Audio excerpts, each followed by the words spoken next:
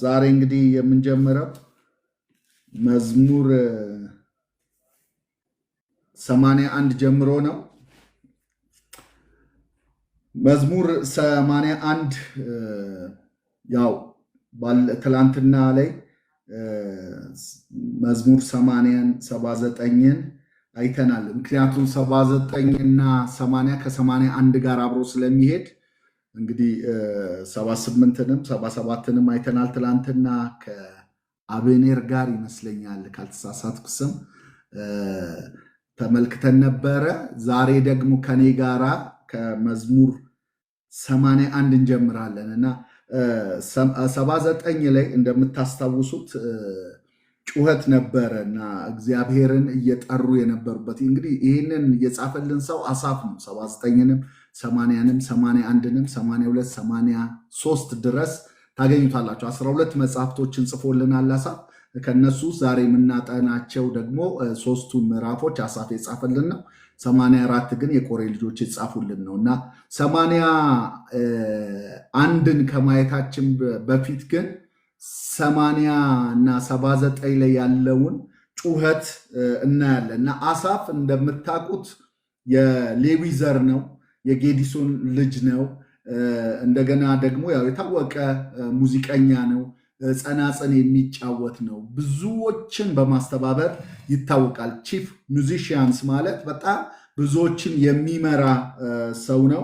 ከዛም ባለፈ ግን አንድ ኳሊቲ አለው አሳፍ ላይ የምናገኘው በተለይም ሁለተኛ ዜና 29:30 ላይ ባለራዕይ ነበር ይለናል፣ ወይም ነብይ ነበር የሚል ቃል ትመለከታላችሁ እና ይሄ የትንቢታዊ ዝማሬውን አገልግሎት በተለይም ስለሚመጡት ነገሮች ሲናገር እንመለከታለን እና እዚህ ክፍል ላይም 79 ላይም 80 ላይም 81 ላይም የምናያቸው ትንቢታዊ የሆኑ ዝማሬዎች አሉ። ይሄ ትንቢታዊ ዝማሬዎች በ79 ላይ የምንመለከተው አሁን የቅድስናህን መቅደስ አረከሱ፣ ኢየሩሳሌምን እንደ መደብ አደረጓት፣ የባሪያዎችን በድኖች ለሰማይ ወፎች መብል አደረጉ፣ የጻድቃንንም ስጋ ለምድር አራዊት፣ ደማቸውንም በኢየሩሳሌም ዙሪያ እንደ ውሃ ፈሰሱ። ይህ ትላንት የተመለከትነው ስንመለከት ትንቢታዊ ነው። አሳፍ በነበረበት ዘመን ላይ አልተፈጸመም።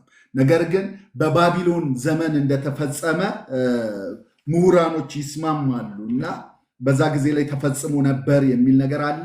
ሁለተኛው ደግሞ በግሪኮች ስደት በተነሳ ጊዜ እንደዚሁ በ167 ዓመተ ዓለም ላይ ይሄ ትንቢት ተፈጽሟል። ስለዚህ እንደ ነብይ እንደ ባለራዕይ የሚያየውን ነገር እንደሚዘምር ሰው አሳፍ የዘመራቸው ዝማሬዎች ነበሩና ይህንን ግን ዝማሬውን ሲዘምር ጩኸት ነበረው። ማለት እባክህ ተነስ፣ እባክህ ፍረድልን የሚል ጥሪ ለእግዚአብሔር ያሰማ ነበረ።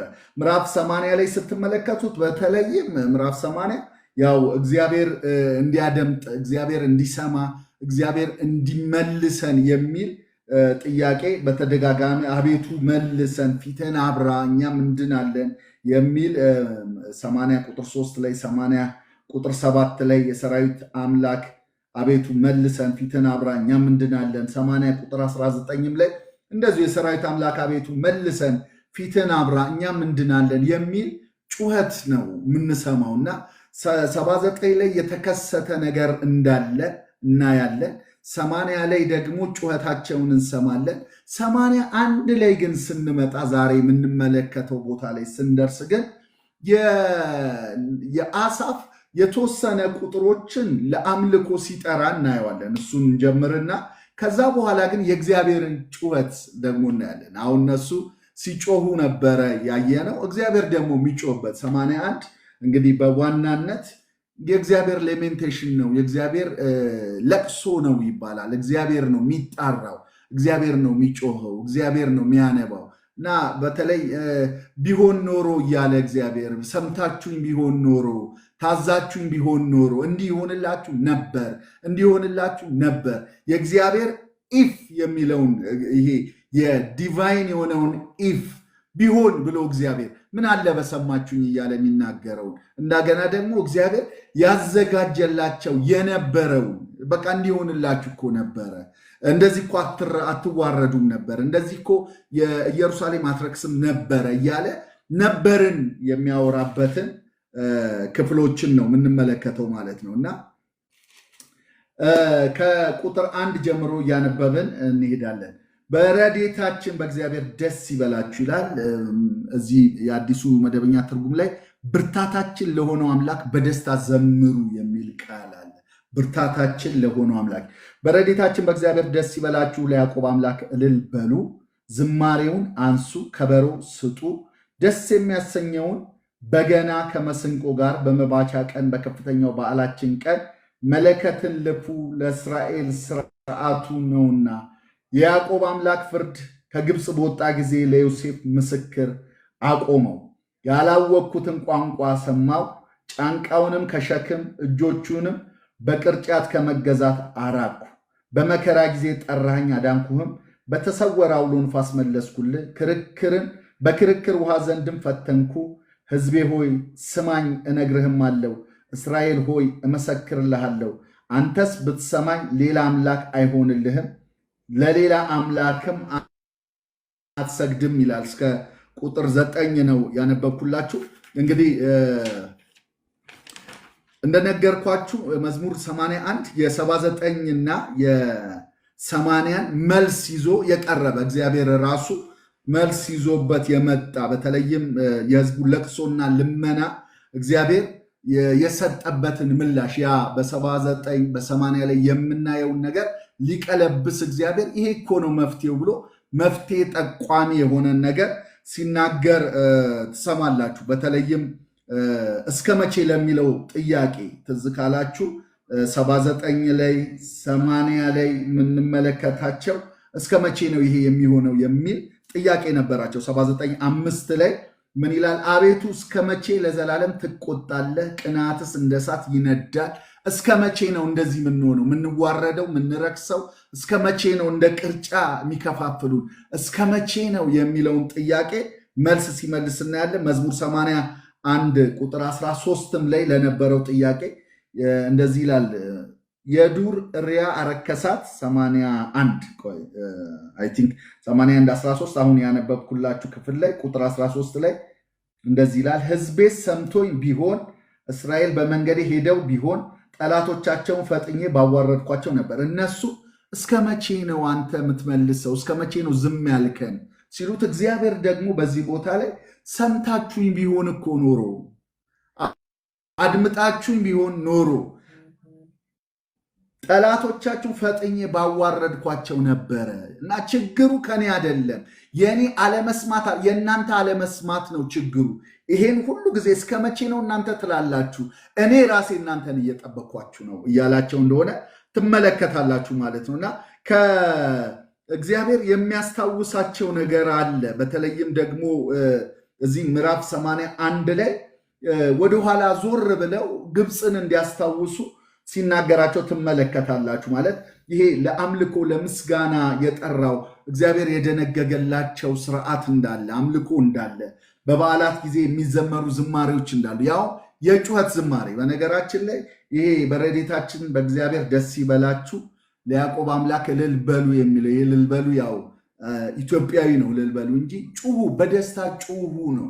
ደስ እያላችሁ ዘምሩ ነው ማለት ድምፃችሁ እንኳን ያምር ድምፃችሁ እንኳን ለሰው ባይገባው ቢሰቀጥጥም እየጮሃችሁ ዘምሩ፣ ስሜታችሁን ግለጹ፣ ደስ ይበላችሁ የሚል መልእክት ነው። ዝማሬያችሁ እንደዚህ ይሁን። አንዳንድ ጊዜ በለሆሳስ የምንዘምር ሰዎች አለ። አንዳንድ ጊዜ ደግሞ እንድንጮህ ውስጣችንን ፈንቅሎ የሚወጣ የደስታ ጩኸት አለና በሱ ያክል ጩሁና አምልኩ፣ ጩሁና ዘምሩ የሚል ጥሪን ነው የሚያቀርብላቸው እና ከዛ ከቁጥር 5 ጀምሮ ከግብፅ በወጣ ጊዜ ለዮሴፍ ምስክርን አቆመው ይልና ያላወቅኩትን ቋንቋ ሰማሁ ይላል። ይሄ ያላወቅኩትን ቋንቋ ሰማሁ የሚለውን ቃል ስትመለከቱ እንግዲህ አሁን እግዚአብሔር የሚናገረውን እነሱ የለመዱት የነበረው የግብፅን ቋንቋ ነበር። ግብፅ በነበሩበት ጊዜ ያለውን ነው የሚነግራቸው። አንደኛ የቋንቋው ያላወቅኩትን ቋንቋ ሰማሁ የሚለው የድምፁን ግርማ ሞገስ፣ የእግዚአብሔርን አስፈሪ የሆነ ድምፅ ሰምተው በማያውቁበት ልክ መስማታቸውን የሚገልጽ ነው። ይሄንን ብዙ የመጽሐፍ ቅዱስ አጥኚዎች ይስማማሉ። እግዚአብሔር ሲናገር ሰምተነው በማናቀው መልኩ ነው የሚናገረ። እግዚአብሔር አንድ ጊዜ ተናገረ ይልና እኔም ይህንን 2 ጊዜ ሰማሁ ይላል መጽሐፍ ቅዱስ። ለምን? የእግዚአብሔር ድምፅ ነው፣ ይለያል፣ በጣም ይጮሃል፣ ያስተጋባል፣ ግርማ አለው፣ ሞገስ አለው። ያንን እነዚህ ሰዎች በሰሙት ጊዜ ሰምተው ታያውቁም እንዲህ አይነት ድምፅ። ሁለተኛው ነገር ደግሞ የረጅም ዘመን ይሰሙ የነበሩት የግብፅን ቋንቋ ነው እና ያንን የሰሙት የነበረውን የግብፅን ቋንቋ ትተው ወደ ኦሪጂናል ወደሆነ ወደ ዕብራይስጥ የሚመጡበት ቋንቋ ነው ብለው ይናገራሉ ሌሎቹ ደግሞ። ከዛ ግን ባለፈ መልኩ በዋናነት ግን እግዚአብሔር የሰጣቸው መልእክቱ የተለየ ቋንቋ ነበረ። ማለት ሊያወጣቸው እንደመጣ፣ ከጫንቃቸው ላይ ሸክሙን ሊገላግላቸው እንደመጣ፣ እጆቻቸው የሚይዙትን ቅርጫት ሊያባርርላቸው እንደመጣ፣ እግዚአብሔር ከነበረባቸው ከዛ ግዛት ከዛ ባርነት ሊገላግላቸው እንደመጣ ይህንን ባልሰሙት ቋንቋ ባላወቁት ቋንቋ ከዚህ በፊት ሰምተውት በማያውቁት ንግግር በእግዚአብሔር በአዲስ የቋንቋ ልክ ሲገለጥ እንመለከታለን። እግዚአብሔር እንደዚህ ያደርጋል። ታውቃላችሁ፣ ሲመጣ በአዲስ መልኩ ይናገራል። ሰምተነው በማናቀው መልኩ ይናገራል። ሞገስ ግርማ ባለው ድምፅ ይናገራል። ሰምተነው የማናቀውን ምናልባት እነዚህ ሰዎች ይሰሙት የነበረው የግብፅ ጌቶቻቸውን ቶሎ በል ፍጠን እንዲያደርግ የሚል የሚያስጨንቅ ድምፅ ነበረ የሚሰሙት የነበሩ። ነገር ግን አሁን የሰሙት ሌላ ድምፅ ነው፣ የሚያሳርፍ የሚገላግል ድምፅ። ምን አላቸው? እንደዚህ አላቸው፣ ጫንቃውን ከሸክም እጆቹንም በቅርጫት ከመገዛት አራኩ ይላል።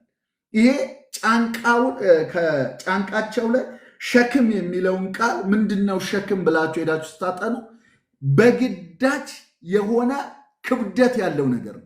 በግዳጅ ነው እና እነዚህ ሰዎች ጫንቃቸው ላይ አጥንታቸው ላይ ወገባቸው ላይ እስኪጎብጡ ድረስ የሚሸከሙት ነገር ነበረ፣ በግዳጅ ማለት እና እግዚአብሔር የመጣውንና ሊያሳርፋቸው የመጣው ጩኸታችሁን ሰማው፣ ላሳርፋችሁ መጣው፣ ለአባቶቻችሁ ወደ ማልኩላችሁ ምድር አገባችኋለሁ፣ አሳርፋችኋለሁ የሚለው ድምፅ ያልሰሙት ቋንቋ ነው። እግዚአብሔር በእውነት ባልሰማነው ቋንቋ ዛሬ የሚናገረን ባልተገለጠልን ባላዳመጥነው አይነት የመልእክት ደርዝ እግዚአብሔር ይምጣልን። ለእስራኤላውያን በግብፅ ምድር ባልሰሙት ቋንቋ በማያውቁት ቋንቋ እስከ ዛሬ ጆሮቻቸው ባልገባ ቋንቋ እግዚአብሔር ተናግሯቸዋል እና ያንን ሲናገራቸው ለምንድን ነው ይህንን ያደረገው ሲል እንዲህ ይላል። አንደኛ እነዚህ ሰዎች ሲጮሁ ነበረ። ምን ይላል? እንደዚህ ይላል፣ በመከራ ጊዜ ጠራኸኝ፣ ቁጥር 7 ላይ አዳንሁህም፣ በተሰወረ አውሎ መለስኩ። ይሄ በተሰወረ አውሎ ንፋስ የሚለውን በነጎድጓድ መሰወሪያ መለስኩልህ ይለዋል። በጣም በሚገርም ነጎድጓድ ነው እግዚአብሔር የተገለጠው እና በዛ መለስኩልህ፣ ተናገርኩክ እና የተናገርኩ ደግሞ ምንድን ነው? የመጣሁት ላሳርፋችሁ ነው ብዬ እግዚአብሔር ወደ ተስፋይቱ ምድር ላስገባችሁ ነው ብዬ ቃል የገባሁላችሁ ልፈጽም መልእክተኛዬን ልኬላችኋለሁ። ስለዚህ ምንድን ነው ማደርገው? አሁን ከጫንቃችሁ ላይ ሸክምን አነሳለሁ፣ ከእጆቻችሁ ላይ ጡብ የምትሸከሙበትን፣ ጭቃ የምትሸከሙበትን፣ ድንጋይ የምትሸከሙበትን ቅርጫታችሁን አነሳዋለሁ። በቃ ይሄ ማለት ሰምተው ታያቁ፣ ጠብቀው ታያቁ።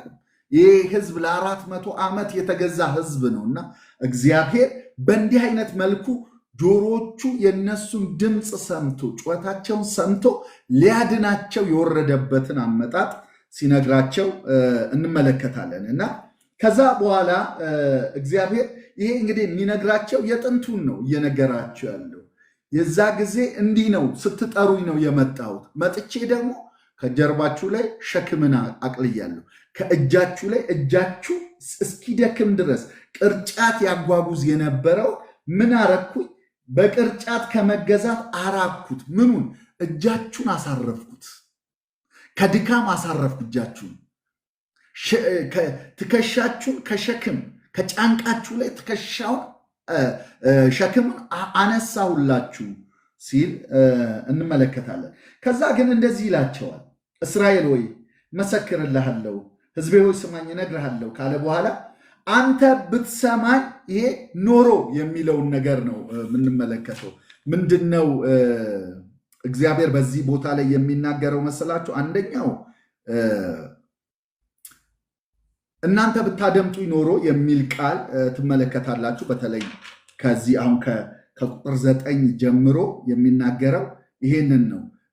ብትሰሙኝ ኖሮ እንዲያደርግላችሁ ነበር፣ ብትሰሙኝ ኖሮ ይሄንን እሰጣችሁ ነበረ የሚል ቃልን ትመለከታላችሁ። እና ምንድነው እሱም ስትሉ እንደዚህ ይላል ዘ ሶቨሪን ኢፍ የሚል ቃል አንድ ቦታ ላይ ሳነብ አግኝቻለሁ። የእግዚአብሔር ቢሆን ኖሮ የሚለው እግዚአብሔር ይሄ ሉዓላዊ የሆነው አምላክ እንዲህ ብታረጉ እኮ ኖሮ ብሎ እግዚአብሔር ሲቆጭ ምን አለበት ሕዝቤ እንዲህ ቢሆንልኝ ኖሮ ሲል እና ዘ ሶቨሪን ኢፍ እና ጋድስ ምንድነው ዘ ሶሮፉል ወዝ ይላል። እኔ ምን ጠይቄ መሰላችሁ ይህንን ያገኘሁት የእግዚአብሔር ቢሆንልኝ ያለውንና ቢሆን ደግሞ የነበረው ምንድን ነው ብዬ ኢፍና ወዝ ምንድን ነው እግዚአብሔር ያንን ይህንን ብታረጉ ኖሮ ይህንን አደርግላችሁ ነበር ያለው ምንድን ነው ብዬ ስጠይቀው የዘረዘረልኝን ነገር ላንብላችሁ። እዚሁ ክፍል ላይ ያለውን ነው የምነግራችሁ። እና እንደዚህ ይላል። አንደኛ እግዚአብሔር ቢሆን ኖሮ እና እንዲህ ትሆኑ ነበር ብሎ የተናገረውን የተቆጨበትን 79 እና 80 ላይ የእነሱን ለቅሶ አይደል ያየነው። 81 ግን የእግዚአብሔርን ነው የምናየው። እግዚአብሔር ጥሪ ሲያቀርብ ምን አለ እንዲህ በሆናችሁልኝ፣ ምን አለ ሰምታችሁኝ ቢሆን፣ ሰምታችሁኝ እኮ ቢሆን ኖሮ እንዲህ ትሆኑ ነበረ ይልና ለሌሎች አማልክትን አታመልክም ነበር ይላል። ሰምታችሁኝ ቢሆን ኖሮ ለሌሎች አማልክት አታመልኩም ነበር እንዲህ ይላል። አንተስ ብትሰማኝ ሌላ አምላክ አይሆንልህም፣ ሌላ አምላክን አታመልክም ነበር። ስላልሰማኝ ሌላ አምላክ አመለክ። ሌላ አምላክ ስላመለክ ነው የተበተንከው። ሌላ አምላክ ስላመለክ ነው የተሰደድከው። ሌላ አምላክ ስላመለክ ነው የጻድቅ ሰዎች ደም እንደዚህ መጫወቻ የሆነው። ለምን? ሌሎች አማልክትን ስላመለካችሁ ነው የሚል ትመለከታላችሁ። ከዛ ከግብፅ ምድር ያወጣው እኔ እግዚአብሔር አምላክ ነኝና አፍህን አስፋው እሞላዋለሁ። አይገርምም? እግዚአብሔር ከግብፅ ምድር እኮ ሳስወጣ እኔ ምድረ በዳው ላይ ያለን ምግብ ተማምኜ አይደለም ራሴን ተማምኜ ነው። እና እኔ እግዚአብሔር እኮ በምድረ በዳም ሁሉ ልመግብ ፕሮሚስ ነበረ። እንትን ማውጣት ብቻ እኮ አይደለም የኔ ስራ፣ ማቅረብም የኔ ስራ ነው ይላቸዋል። መታደግ ብቻ እኮ አይደለም የኔ ስራ። የኔ ስራ እኮ እናንተን መንከባከብ ጭምር ነው። ከቀንበር ከነበረባችሁ ቀንበር ማላቀቅ ብቻ አይደለም፣ ደግሞ የእረፍትን ህይወት እንድትመሩ ማድረግም ጭምር ነው በማለት እግዚአብሔር ይህን እኮ ብታደርጉ ኖሮ በምድረ በዳ ላይ የምትፈልገውን ሁሉ ሰጥህ ነበረ። እና አሁንም የሚላቸው ምንድነው? ያንን ምሳሌ እየነገራቸው የትላንትናውን ምሳሌ እየነገራቸው እግዚአብሔር ሳወጣ ከግብፅ ስታደግ ነፃ ሳወጣ እኔ ዴሊቨረር ብቻ ሆኜ ነፃ አውጪ ብቻ ሆኜ እንድታውቀኝ፣ ፕሮቫይደርም ሆኜ እንድታውቀኝ ነው።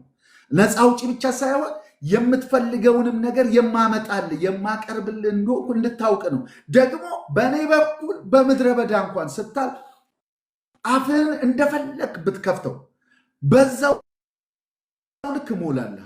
እንደውም እንግሊዘኛው ላይ አፍን በሰፊው ክፈት ይላል።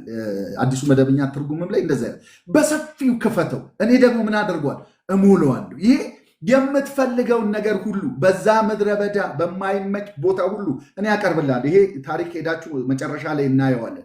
እግዚአብሔር ከምንም ነገር ያው መዝሙር 81 ላይ እግዚአብሔር የሚጣራውን ጥሪ እየሰማን ነበር እና በተለይም ደግሞ በግብፅ በነበሩበት ጊዜ ላይ እንዴት አድርጎ እንደታደጋቸው፣ እንዴት አድርጎ ሸክማቸውን ከጫንቃቸው ላይ እንዳወረደው፣ እንዴት ከእጃቸው ላይ የነበረውን ቅርጫት እንዳላቀቃቸው፣ እንዳሳረፋቸው እግዚአብሔር ደግሞ ይሄንን ሳደርግ እኔ እናንተን ነፃ ለማውጣት ብቻ ሳይሆን በምታልፉበት መንገድ ሁሉ እኔ ራሴ መናችሁ፣ እኔ ራሴ ምግባችሁ፣ እኔ ራሴ አቅራቢያችሁ ሆኜ ላደርሳችሁ ነው ያወጣሁት እና አሁንም ቢሆን አፍህን በሰፊው ክፈት እሞላዋለሁ እያለ ሲናገር ተመልክተናል። እና ከዛ እንደዚህ ይላል ይሄ ቢሆን ኖሮ ይሄ ብትሆኑ ኖሮ እያለ እግዚአብሔር የሚናገረው ነገር የእግዚአብሔርን ለቅሶ የእግዚአብሔርን ጩኸት ነው ምንሰማው። ማለት ለህዝቡ ያለውን ፍላጎት እግዚአብሔር ሲገልጽ እዚህ ቦታ ላይ እንመለከታለን። ምንድነው ቢሆን ኖሮ የሚለውን ስንመለከት እንደዚህ ይላቸዋል። ህዝቤ ግን ቃሌን አልሰሙኝም፣ እስራኤል አላደመጠኝም፣ እንደ ልባቸው ስራ ተውኳቸው፣ በልባቸው ሐሳብ ሄዱ ይላል። ይሄ አሁን የምናውቀው ቃል ነው። እንደ ልባቸው ሐሳብ እንዲሄዱ ተውኳቸው የሚለው ሮሜ ምዕራፍ 1 ላይ ቁጥር 24 ላይ ያለውን ቃል ይሄ እግዚአብሔርን ለማወቅ እንዳልወደዱት መጠን ብሎ እግዚአብሔር ለማይረባ አእምሮ አሳልፎ እንደሰጣቸው የሚናገረውን ቃል ነው እዚህ ቦታ ላይ ሲናገር። እስራኤልን በቃ ለልባቸው ለደንዳናው ልባቸው አሳልፎ የሰጧቸው ይላል። በሌላ ትርጉም ላይ ስትመለከቱ ለምን ሲባል አንፈልግም ብለው እንደዚህ ይላል ሮሜ ምዕራፍ 1 ላይ ከቁጥር 18 ጀምሮ እውነትን በአመፃ በሚከለክሉ ሰዎች በኃጢአተኝነታቸውና በአመፃቸው ሁሉ ላይ የእግዚአብሔር ቁጣ ከሰማይ ይገለጣል። እግዚአብሔር ስለገለጠላቸው ስለ እግዚአብሔር ሊታወቅ የሚቻለው በእነርሱ ዘንድ ግልጥ ነውና የማይታየው ባህሪ እርሱም የዘላለም ኃይሉ ደግሞ አምላክነቱ ከዓለም ፍጥረት ጀምሮ ከተሰሩት ታውቆ ግልጥ ሆኖ ይታያል። ስለዚህ እግዚአብሔርን እያወቁ እንደ እግዚአብሔርነቱ መጠን ስላላከበሩትና ስላላመሰገኑት የሚያመካኙትን አጡ። ነገር ግን በሐሳባቸው ከንቱ ሆኑ፣ የማያስተውለውም ልባቸው ጨለመ። ጥበበኞች ነን ሲሉ ደንቆሮ ሆኑ። የማይጠፋውንም የእግዚአብሔርን ክብር በሚጠፋ ሰውና በወፎች 4 እግር ባላቸው በሚንቀሳቀሱ መልክ መስለው ለወጡ ይላልና እግዚአብሔር እንዴት አድርጎ አሳልፎ እንደሰጣቸው ይናገራል። ለማይረባ አእምሮ አሳልፎ ሰጣቸው ይላልና ወረድ ብላችሁ ስትመለከቱት ቁጥር 24 ላይ ስለዚህ እርስ በርሳቸው ስጋቸውን ሊያዋርዱ እግዚአብሔርን በልባቸው ፍትወት ወደ ርኩስነት አሳልፎ ሰጥ እግዚአብሔርን በልባቸው ፍትወት ወደ ርኩስነት አሳልፎ ሰጣቸው። ይህም የእግዚአብሔርን እውነት በውሸት ስለለወጡ በፈጣሪም ፈንታ የተፈጠረውን ስላመለኩና ስላገለገሉ ነው። እርሱም ለዘላለም የተባረከ አምላክ ነው፣ አሜን ይላል። ምንድነው እዚህ ቦታ ላይ የምናየው? እግዚአብሔርን እያወቁት እግዚአብሔር በፍጥረቱ ግልጽ ሆኖ እያለ ያው እንደምታውቁት እንኳን አይደለም እስራኤላዊ እግዚአብሔር ለየትኛውም ሰው ግልጽ ነው። እንኳን ራሱን ላስተዋወቃቸው ለተገለጠላቸው ከአብርሃም ከይስሐቅ ከያዕቆብ ጀምሮ ለሚያውቁት ለእግዚአብሔር እና ደግሞ በፐርሰናል በሆነ ግንኙነት ለጠራቸው ለነሱ ይቅርና እግዚአብሔር ለፍጥረት ሁሉ ጆሮ ላለው ዓይን ላለው ሕሊና ላለው በሙሉ ግልጽ ነው። ራሱ ግልጽ አድርጎ ነው የኖረ ይለናል። የመዝሙረኛው ሲነግረን ምዕራፍ 19 ላይ ሰማያት የእግዚአብሔርን ክብር ይናገራሉ፣ የሰማይ ጠፈር የእጆቹን ስራ ያወራሉ። ቀን ለቀን ነገርን ትገልጣለች፣ ሌሊት ለሌሊት እውቀትን ትናገራለች። ቃል የለም፣ ድምፅ የለም፣ በጆሮ የሚሰማ ነገር የለም። ድምፃቸው ግን እስከ ምድር ዳርቻ ተሰማ ይላል። የእነዚህ ሁሉ የፍጥረት ድምፅ ይናገር ነበረ፣ ስለ እግዚአብሔር ክብር ያወራ ነበረ። ሰማያት የሚያወሩት የእግዚአብሔርን ክብር ነው። ፍጥረት የሚያወራው የእግዚአብሔርን ክብር ነው። እነዚህም ቅዱሳኖች ወይም እስራኤላውያን እግዚአብሔር ይናገራቸው ነበር፣ ግን ለማወቅ ባልወደዱት መጠን እግዚአብሔር አሳልፎ እንደሰጣቸው መዝሙረኛው ሲናገር ትሰሙታላችሁና ለልባቸው ለዛ ለደነደነው ልባቸው ማወቅ እምቢ በማለት አልፈልግም በማለታቸው እግዚአብሔር አሳልፎ እንደሰጣቸው ይናገራል። ቁጥር 12 ላይ እንደ ልባቸው ስራ ተውኳቸው፣ በልባቸው ሐሳብ ሄዱ። ሕዝቤ ሰምቶኝ ቢሆን፣ አሁንም ቢሆንን እንመለከተዋለን። እግዚአብሔር ቢሆን የሚለውን የእግዚአብሔርን ሌሜንቴሽን ነው የምናየው ብለናል። የእግዚአብሔርን ጥሪ ሰቆቃውን፣ እግዚአብሔር የሚጮኸውን፣ እግዚአብሔር የሚያለቅሰውን ምን አለበት ሕዝቤ ቢያደምጠኝ ብሎ ቢያደምጠኝ ኖሮ እኮ ይሄ ሁሉ አይደርስበትም ነበር እያለ የሚናገረውን ክፍል ነው የምናየው እና እንደዚህ ይላል። ሕዝቤ ሰምቶኝ ቢሆን፣ እስራኤል በመንገድ ሄደው ቢሆን፣ ጠላቶቻቸውን ፈጥኜ ባዋረድኳቸው ነበረ። እንደዚህ የሚፈነጩባቸውን እኔ እኮ አጠፋ ነበረ፣ ግን ግራውንድ አሳጡኝ፣ እንዳልገባ ከለከሉኝ። እኔ ከኃጢአት ጋር አልተባበርም፣ አልፈልግህም ብለው አስወጡኝ። አብረውኝ እኮ ቢሆኑ ቢሰሙኝ እኮ ኖሮ እባርካቸው ነበረ፣ ጠላቶቻቸውን አዋርደው ነበረ።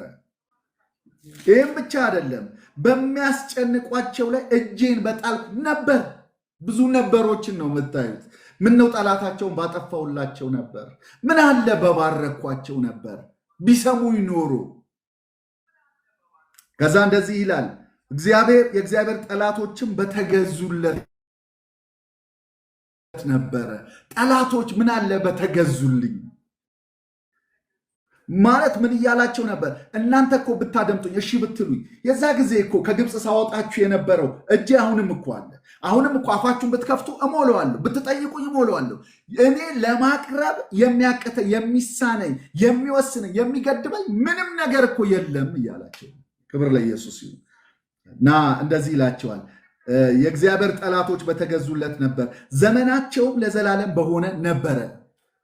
እሺ ብትሉ እንደዚህ ዘላለምን በዘለቃችሁ ነበረ። ህይወት በሆነላችሁ ነበረ። ህይወት በበዛላችሁ ነበረ። ከዛስ ከስንዴ ስብ ባበላቸው ነበር። እግዚአብሔር እኮ እሺ ብትሉት ኖሮ ይላል ከስንዴ ስብ ያበላችሁ ነበረ። እግዚአብሔር ደግሞ የሚለው ምንድን ነው? ከስንዴ ስብ እኮ አበላችሁ ነበረ። ምን አለ ባደመጣችሁ፣ ምን አለ በሰማችሁ። እግዚአብሔር ምን አለ ሲል ይህ በሆነ ኖሮ እያለ እግዚአብሔር ምን አለበት ሰምታችሁኝ ቢሆን ኖሮ ሲል ከስንዴ ስብ ባበላቸው ነበረ፣ ከዓለቱ ማር ባጠገባቸው ነበረ። አይገርምም? ይህ ሁለቱ ቃልን በጣም እንድናየው የመጨረሻው ቃል ነው እና በአዲሱ መደበኛ ትርጉም ላይ እንደዚህ ይላል፣ እናንተን ግን ምርጡን ስንዴ ያበላችኋለሁ፣ ከዓለቱ ማር አጠግባችኋለሁ ይላል። እና ይሄ እዚህ ጋር ላይ አረገዋለሁ እያለ ነው ያስቀመጠው። ነገር ግን ባደረግኩላችሁ ነበር። ይሄን ሰምታችሁኝ ቢሆን ኖሮ እንዲህ ባደረግኩላችሁ ነበር። ከሰማችሁኝስ አሁንም እንደዛው ነው። ምርጡን ስንዴ ያበላችኋለሁ፣ ከዓለቱ ማር አጠግባችኋለሁ። አሁንም እግዚአብሔር የሚለው ይህንን ነው። ምንድን ነው ይሄ ቃል ብላችሁ ስታዩት ስንዴ ያበላችኋለሁ አይደለም የሚለው፣ ምርጡን ስንዴ ያበላችኋለሁ ነው የሚለው። የእግዚአብሔር ምርጥ ይባላል። እግዚአብሔር ያዘጋጀው ምርጥ የሆነ ነገር ነው። ብዙ ጊዜ ላይ ስንጸልይ እንደው እንትን ስጠን፣ ዳቦ ስጠን፣ ስንዴ ስጠን አይደለም፣ ምርጥ ዘር ይባላል። ምርጡን ስጠን ማለት እንድንችል ይኸው እዚህ ቦታ ላይ የሚነግረን ምርጡን ስንዴ ያበላችሁ ነበር ነው። ምርጡን የእግዚአብሔር ምርጥ ከዓለቱ ማር አጠግባችሁ ነበር ደግሞ ይላል። እና ምንድነው ይሄ የዓለቱ ማር ስትሉ አለት ማር ያፈልቃል እንዴ? ከዓለት ማር አለ እንዴ ብላችሁ ሄዳችሁ ስታጠኑ የምታገኙት ነገር አለ። አዎ ከዓለት ማር አለ። ማቴዎስ ላይ ሄዳችሁ ስታነቡ ማነው ዮሐንስ የተናገረው ቃል ትዝ ይላችኋል አይደል? ዮሐንስ የበረሃ አንበጣና የበረሃ ማር እየበላ ነው የመጣው። የበረሃ ማር የሚባለው የዓለት ማር የሚባለው ምንድነው?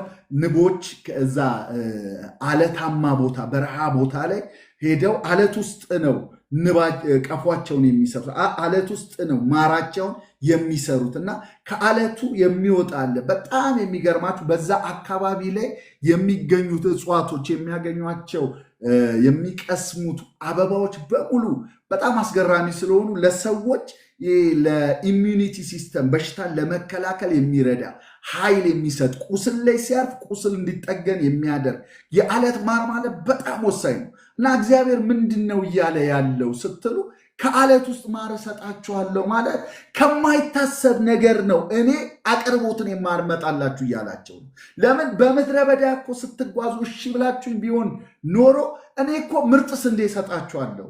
አሁንም እሺ ብትሉኝ ምርጡን ነገር ነው የምሰጣችሁ። አሁንም እሺ ብትሉኝ ዓለት በሆነው ነገር ውስጥ ጣፋጭ ነገርን አመጣለሁ። ልክ ከሞተ አንበሳ ሆድ ውስጥ ጣፋጭ ማርን እንደሰጣቸው በምድረ በዳ ላይ መናን እያወረደ እንደመገባቸው እግዚአብሔር በማይታሰብ በማይታመን ነገር ውስጥ በደረቅ ነገር ውስጥ ምንጭን እንደሚያፈልቅ ነው የሚናገራቸው። እና እግዚአብሔር እንዲያክል አቀርብላችኋለሁ ግን ሰምታችሁኝ ቢሆን ኖሮ ነው የሚለውና ትእዛዜን አድምጣችሁ ቢሆን ታዛችሁኝ ቢሆን ኖሮ የምላችሁን ነገር ብታደርጉ ኖሮ እኔ እኮ ምርጡን ስንዴ ያበላችሁ ነበረ። እኔ እኮ ከዓለት ማር እሰጣችሁ ነበረ። ማር ከማይወጣበት ስፍራ ማር እንሰጣችኋለሁ፣ አዘጋጅላችኋለሁ። እንደው ናቹራል የሆነውን ነገር ብቻ ሳይሆን ስፒሪቹዋል ሚኒንጉንም ስንመለከተው እኮ እግዚአብሔር እንደዛ ነው የሚያደርግልን። እኛን አሁን ወደ ክርስቶስ ሲጠራ መጽሐፍ ቅዱሳችን ቆሮንቶስ ላይ ትዝ ይላችኋል አይደል? ምዕራፍ 4 ላይ ይከተላቸው ከነበረው አለት ጠጥተዋል ይላል እና ያም ማለት ክርስቶስ ነው ይላል እና ይከተላቸው ከነበረው አለት ውሃ ጠጥተዋል እነሱ። ያ አለት ግን ጳውሎስ ሲነግረን ምን አለ? ያ አለት እኮ ድንጋይ አይደለም፣ ያ አለት እኮ ክርስቶስ ነው። ለምን? ይከተል የነበረ አለት ነው እና ክርስቶስ ነው እሱ እኮ። ስለዚህ በጥላነት የነበረው ያ ክርስቶስ ነው። እዚህም ቦታ ላይ ለእኛ ማርን የሚሰጠን አለት ክርስቶስ ነው። ክርስቶስ ነው የኛ አለታችን። ማር የሚሰጠን አለት ስንል ምን እንደሆነ ታውቃላችሁ? ኢየሱስ ክርስቶስ ከዛ ከደረቅ ቡቃያ የበቀለ አይደለ ኢሳያስ የሚለው? ከዛ በኋላ ያሳለፈውን ሕማማቱን ምናምን ያ የደረቁን ስፍራ ታስታውሱታላችሁ። የከፈለውን ዋጋ የመስቀሉን ጉዞ በሙሉ። ከዛ በኋላ ግን ከአለቱ ያገኘ ነው ምንድነው ስንልኛ ማር ነው ያገኘ ነው፣ ምሕረት ነው ያገኘ ነው፣ ጸጋ ነው ያገኘ ነው። ከዛ በኋላ ህይወት ነው የሆነልን፣ ጣፋጭ ህይወት። ህይወት ብቻ አይደለም፣ ህይወት እንዲሆንላችሁ እንዲበዛላችሁ አይደለ ያለው። ስለዚህ እኛ ከአለቱ የወሰድነው ማር የኛ የበረሃ ማራችን የአለቱ ማራችን ኢየሱስ ክርስቶስ ነው። ዛሬ በህይወታችሁ ላይ ዝብርቅርቅ ባለው ነገር ላይ ምንም ነገር በሌለበት ምድረ በዳ በሆነበት አለት ማለት ፈጽሞ ተስፋ የማታደርጉበት ይበቅላል ብላችሁ ፍሬ ያፈራል ብላችሁ ፈጽሞ የማታስቡበት ስፍራ ማለት ነው።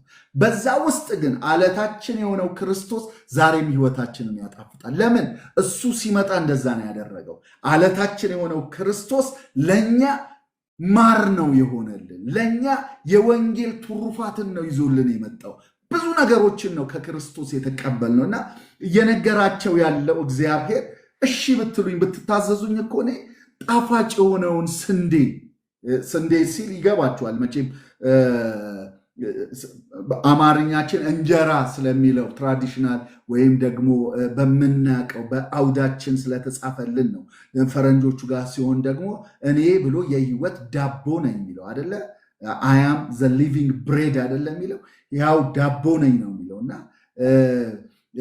ለሌላ ቦታ ላይ ስትሄዱ ደግሞ ባሉበት በካልቸራቸው በለመዱት ምግብ እኔ ነኝ ይላቸዋል። እዚህ ቦታ ላይ ሲናገር የጣፋጭ የሆነው ወይም ምርጡ የሆነውን ስንዴ እሰጣችኋለሁ ሲላቸው እኔ ነኝ ዳቦ መሆናችሁ እያላቸው ነው። የህይወት እንጀራ እኔ ነኝ እያለ ነው እና ለእኛም የህይወት እንጀራ የሆነልን ኢየሱስ ነው። ስሙ ለዘላለም ይባረክ። ለእኛ የዓለቱ ማራችን ኢየሱስ ነው፣ ሌላ አይደለም።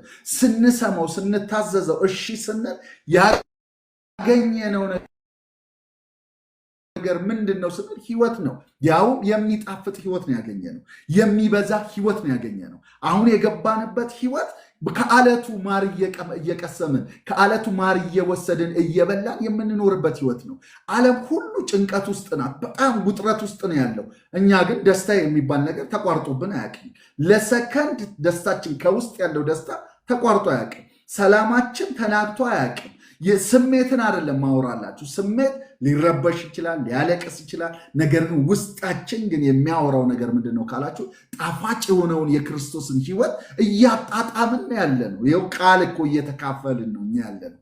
ደስ እያለን እየሰማነው ነው ያለ ነው እና ይሄ ቦታን ስትመለከቱት የሚያነሳው ለህይወታችሁ የሚያስፈልገው ምርጡን የሆነውን ነገር እሰጣችሁ ነበረ። ስንዴውን ብቻ አይደለም ደግሞ ማሩንም እሰጣችሁ ነበረ። በምታልፉበት ጎዳና ሁሉ ምድረ በዳ እንኳን ቢሆን እኔ ግን አንዳች አላሳጣችሁም። ቦታው ሳይሆን እኔ አቅራቢያችሁ ነኝ። ቦታው አያቀርብም። አንዳንድ ጊዜ አጠገባችን ያለው ነገር ሁሉ ላይሰጠን ይችላል። ነገር ግን የተቀበልነው ኢየሱስ ክርስቶስ ያቀርብልናል። ኢየሱስ ክርስቶስ ጌታ ነው እና ምዕራፍ 81 ይሄንን ነው የሚናገረው። ምዕራፍ 82 ላይ ስንመጣ ምዕራፍ 82 በጣም አጭር ክፍል ነው። ነገር ግን በጣም ደግሞ ጥናት የሚፈልግ ክፍል ነው እና እንደ አጥኚ ነው ዛሬ የምትሰሙት። ገብታችሁ እንድታጠኑ ነው ማበረታታችሁ። እንደዚህ ይላል፣ እግዚአብሔር በአማልክት ማህበር ቆመ፣ በአማልክት መካከል ይፈርዳል ይላል። በመጀመሪያ ምን ማለት ነው? አማልክት እግዚአብሔር በአማልክት መካከል ቆመ። ከዛ እግዚአብሔር በአማልክት መካከል ይፈርዳል ይለንና ከቁጥር 2 ጀምሮ እስከ 7 ደግሞ ስንመለከተው እስከ መቼ ሐሰትን ትፈርዳላችሁ? እንግዲህ የሚያወራው ራሱ እግዚአብሔር ይመስላል። ለምን እዚህ ምዕራፍ 82 በዚህ ላንብላችሁ። እግዚአብሔር በአማልክት ጉባኤ መካከል ተሰየመ፣ በአማልክትም ላይ ይፈርዳል ይልና እንዲህም ይላል። ስለዚህ አሁን ከዚህ በኋላ የሚያወራው እግዚአብሔር ነው። ፍትህን የምታጓድሉት እስከ መቼ ነው? እግዚአብሔር ነው የሚለው። ለክፎችስ የምታደሉትስ እስከ መቼ ነው? ለአቅመ ቢሶችና ለድሃ አደጎች ፍረዱላቸው። የችግረኛውን የምስኪኑን መብት አስከብሩ። ወገን የሌለውን ችግረኛውን ታደጉ። ከግፈኛውም እጅ አስጥሏቸው። እውቀትም ማስተዋልም የላቸውም። በጨለማ ውስጥ ወዲህ ወዲያ ይመላለሳሉ። የምድር መሰረቶች ሁሉ ተናወጡ። እኔም እናንተ አማልክት ናችሁ፣ ሁላችሁም የልዑል ልጆች ናችሁ አልኩ። ነገር ግን እንደ ማንኛውም ሰው ትሞታላችሁ፣ እንደ ማንኛውም ገዢ ትወድቃላችሁ። አምላክ ሆይ ተነስ፣ በምድር ላይ ፍረድ፣ ሕዝቦች ሁሉ ርስት ናቸውና ይላል። እንግዲህ ይሄ ቦታ የመጀመሪያው ጥያቄያችን ቁጥር 1 ላይ ያለውን ቃል መፍታት መቻል አለብን። እግዚአብሔር በአማልክት ጉባኤ መካከል ተሰየመ የሚለውን አማልክት የሚለው ቃል ምንድን ነው የሚያወራው የሚለውን ነገር መመልከት አለብን። እንዳልኳችሁ እንድታጠኑ ነው ማበረታታችሁ። እኔ በደንብ አንብቡት፣ አጥኑት የእግዚአብሔርን ቃል። ነገር ግን ትርጉሞችን መመልከት ስላለብን አማልክት የሚለውን ቃል በዕብራይስጥ የተጻፈውን ሄደን ስንመለከተው ኤሎሂም የሚለውን ቃል ነው። ኤሎሂም የሚለው ቃል የምናውቀው ቃል ነው። ኤሎሂም የእግዚአብሔር ስም ነው። አብዛኞቻችን የምናውቀው በእግዚአብሔር ስምነቱ ነው እና የእውነት ነው። ኤሎሂም የእግዚአብሔር ስም ነው። በጣም ብዙ ቦታ ላይ የእግዚአብሔርን ኃያልና ኤል ማለት ኃያል ብርቱ ማለት ነው እና የእግዚአብሔርን ብርታት የእግዚአብሔርን ፈጣሪነት ዘፍጥረት 1 ላይ ሄደን ስንመለከተው እግዚአብሔር ፈጣሪ መሆኑን የገለጠው ኤሎሂም በሚለው ስሙ ነው። ኤል የሚለው ኃይል፣ ብርታትን፣ ችሎታን የሚያሳይ ቃል ስለሆነ ማለት ነው። ታዲያ ይሄ ቃል እንዴት አማልክት ለሚለውስ ገባ የሚለውን እንድናየው ስለፈለኩ ነው። በመጀመሪያ ኤሎሂም ለእግዚአብሔር ሲሆን ማንነቱን የሱን ኤሰንስ የሱን ኔቸር ነው የሚያወራው። በራሱ አምላክ የሆነውን አምላክ ለመሆኑ ምንም ነገር ያረዳው የኃይል ሁሉ ምንጭ የሆነውን ማንም ያልወከለውን ሁሉን የፈጠረውን። ለዚህ ነው ብዙ ጊዜ ላይ ኤሎሂም ለእግዚአብሔር ሲሆን ኤሎሂም ካለ በኋላ የምታገኙት ነጠላስ ነው። ለምሳሌ ያክል ዘፍጥረት 1:1 ላይ ብለን በመጀመሪያ እግዚአብሔር የሚለው በመጀመሪያ ኤሎሂም ይለውና ኤሎሂም እንደነገርኳቸው የእግዚአብሔር ስም ነው። ባለ ብዙ ቁጥር ነው። ኤሎሂም የሚለው ብዙ ቁጥር ነው። ስሙ ራሱ ታይትል ነው። በነገራችን ላይ ፕሮፐር ኔም አይደለም፣ ወይም እንደ ስማቱ እንደ ማዕረግ ነው ማየት ያለባችሁ ይሄ ኤሎሂም የሚለውን ማለት ነው። እና እግዚአብሔር ይልና በመጀመሪያ እግዚአብሔር ብሎ ስትሉት ሰማይንና ምድርን ፈጠረ ይላል። ኤሎሂም ብዙ ነው ብያችኋለሁ። ስላሴን አመልካች ነው። እንደገና ደግሞ የእግዚአብሔርን ግርማ የእግዚአብሔርን ኃያልነት አመልካች ነው። ከዛ ግን ሰማይንና ምድርን ፈጠሩ አይለንም። ለምን? አንድ ስለሆነ እግዚአብሔር ፈጠረ ይለናል። ኤሎሂምን ግን ለአማልክት ከዛ ለሰዎች ለተለያየ እንደ አገባቡ መጽሐፉ ይጠቀማል። አንዳንድ ክፍሎችን ሄደን ማየት ይኖርብናል። ረጋ ብለን መመልከት ይኖርብናል። ምንድን ነው ኤሎሂም እንዴት ለሰዎች ተጠቀሙ? ያህዌን አላልኳችሁ። ያህዌ የእግዚአብሔር የግል ስሙ ነው፣ ያለና የሚኖር አልፋና ኦሜጋ የሚለው። ኤሎሂምን ግን ሌሎችም መጽሐፍ ቅዱሳችን ላይ ተጠቅመዋል። እነማን ተጠቅመዋል ስትሉ ሰዎች ላይ መጽሐፍ ቅዱስ ኤሎሂም የሚለውን ተጠቅመዋል። ገዢዎችን፣ ዳኞችን፣ አለቆችን፣ የእስራኤልን አለቆችን ሄዳችሁ ዘጸአት 22 ላይ ሄዳችሁ ስትመለከቱት አነብላችኋለሁ አንዳንድ ክፍሎችን እዛ ላይ ሄደን ስናይ የምናገኛቸው ዳኞችን ለምሳሌ ዘጸአት ምዕራፍ 21 ቁጥር 6ን እናንበው። ቶሎ ቶሎ እያልኩ አነብላችኋለሁ። ዘጸአት ምዕራፍ 22 ቁጥር 6 ላይ እንደዚህ ይላል። 21:6 ማለት ነው። 21:6 ላይ ምን ይላል? እሺ ከላይ ያው ታሪክ አለው። ባሪያው ጌታዬን ሚስቴን ልጆቼን ወዳለው አርነት አልወጣም ብሎ ቢናገር ጌታ ወደ ፈራጆች ይውሰደው። እቺ ፈራጆች የሚለውን ቃል ሂዱና አሁን ቴክኖሎጂ ቀላል አይደል? ፈራጆች የሚለው ምንድነው? በዕብራይስጡ በሉት ስትሉት ኤሎሂም ይላቸዋል። ማናቸው ግን እነዚህ ፈራጆች? የእስራኤል ፈራጆች ናቸው። ባሪያው መውጣት አልፈልግም በቃ እቀጥላለሁ ካለ ወደ ፈራጆች ይውሰደው፣ ወደ ደጁም ወደ መቃኑ አቅርቦ ጆሮውን በወስፌ ይብሳው፣ ለዘላለም ባሪያው ይሁን። በቃ ፈራጆቹ ኤሎሂም የተባሉ ፈራጆች አሉ። ብዙ ቁጥር ናቸው፣ ፈራጆች ናቸው። ያምጣው ወደ እነሱ ያምጣ ብሎ ይነግራል። እንደ እግዚአብሔር ነጠላ አይደለም የሚጠቀመው፣ ባለ ብዙ ቁጥር ግስ ነው የሚጠቀመው ማለት ነው። እና ከዛ ወደ እነሱ ይውሰደው ብሎ ሲያስቀምጥ ትመለከታላችሁ። እነዚህ ፈራጆች የሚለውን ቃል እንዳልኳችሁ ኤሊሁም የሚለው ኤሎሂም ነው እያልኩ ያለሁት። እሺ ኤሊሁም ጋር እንዳይንታታባችሁ ኤሎሂም የሚለውን ስም ነው የፈታን ያለ ነው። እና ይሄ ከዘፍጥረት 1 ጀምሮ ኤሎሂም የሚለውን ስም እናውቀዋለን። እና ኃያሉ እግዚአብሔር፣ ብርቱ እግዚአብሔር፣ ፈጣሪው እግዚአብሔር የሚለው ነው ለእግዚአብሔር ሲሆን፣ ታዲያ ይሄንን አሁን እንዳልኳችሁ ለፈራጆችም መጽሐፍ ቅዱስ ዘጸአት 22:8 ላይ ኤሎሂምን እናገኘዋለን። 22:8 ላይ እንደዚህ ይላል፣ ሌባውም ባይገኝ ባለቤቱ ወደ ፈራጆች ይቅረብ። ፈራጆች የሚባሉ ኤሎሂም የሚባሉ ብዙ ናቸው፣ የእስራኤል ፈራጆች ናቸው። ስለዚህ ሌባው ባይገኝ ወደ ፈራጆች ይቅረብ ሲል ወደ ኤሎሂም ይቅረብ ይለዋል። አሁን እነዚህን ሰዎች ምን ይላቸዋል? ፈራጆቹን ኤሎሂም የሚል ስም ሲሰጣቸው እንመለከታለን። በጣም ምናውቀው ዘጸአት ምዕራፍ 7 ቁጥር 1 ላይ እግዚአብሔር እይ ብሎት ለሙሴ በፈርዖን ላይ ይላል 7:1 ላይ ምን አድርጌያለሁ ይለዋል? አምላክ አድርጌያለሁ ይለዋል። ኤሎሂም አድርጌያለሁ ይለዋል። አሁን ልብ ብላችሁ ለዩት። ስለ እግዚአብሔር ስናወራ ፍጹም የሆነውን እግዚአብሔርን፣ ኃያል የሆነውን የኃይልና የብርታት ምንጭ የሆነውን ለሌሎቹ ውክልና የሚሰጥ እሱ ግን ወኪል የሌለውን እግዚአብሔርን የሚያሳይ ነው። ኤሎሂም በባህሪው የምንለየው ነው። በኋላ ላይ ጠቅልዬ አሳያችኋለሁ። ወደ ሰዎች ስንመጣ ግን እግዚአብሔር የወከላቸው አሁን ሙሴን እግዚአብሔር ወክሎታል፣ ዴሊጌት አድርጎታል። የእግዚአብሔር እንደራሴ ነው፣ በውክልና ነው የሚሄዱ። ስለዚህ በፈርዖን ላይ አምላክ ሆኖ ይመጣ። ይሄ ማለት ሙሴ እግዚአብሔር ነው ማለት አይደለም፣ ፈጽሞ ሊሆን አይችልም። ወይም ይሄ ማለት ሰዎቹ ኤሎሂም ናቸው ስንል እግዚአብሔር ናቸው ብለን አሁን ሰዎች ክሌም የሚያደርጉት አይነት አይደለም። የምናወራው ግን ምንድን ነው? እግዚአብሔር የሰጣቸው ውክልና አለ፣ ተጠያቂነት ያለበት ኃላፊነት አለ። የተሰጣቸው ያ ኃላፊነት የሰጣቸው ግርማ፣ የሰጣቸው ክብር፣ የሰጣቸው ሞገስ፣ የሰጣቸው ውክልና አለ፣ የሚከበሩበት የሚሰሙበት ማለት ነው። ስለዚህ ይሄ ለሰዎች የተሰጠውን ስናወራ ለይተን ነው ከእግዚአብሔር ካለው ስም ጋር ለይተን ነው። እግዚአብሔር በማንነቱ በባህሪው ነው፣ በፍጥረት ነው። ምን ለማስቀመጥ ራሱ የሚከብድ ነው። እግዚአብሔር በራሱ የሆነ ነው። እኛ ግን ተደርገን ነው።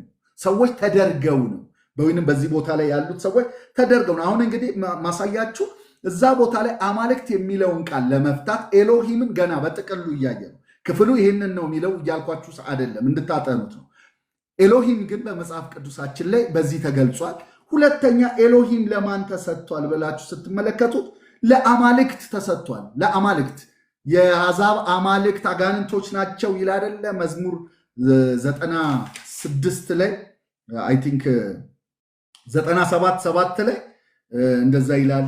ሌላም ቦታ ላይ ሄዳችሁ ስትመለከቱ የአሕዛብ አማልክት 96:5 ላይ የአሕዛብ አማልክት የሚለው አማልክት ኤሎሂም ይላቸዋል። ማንን?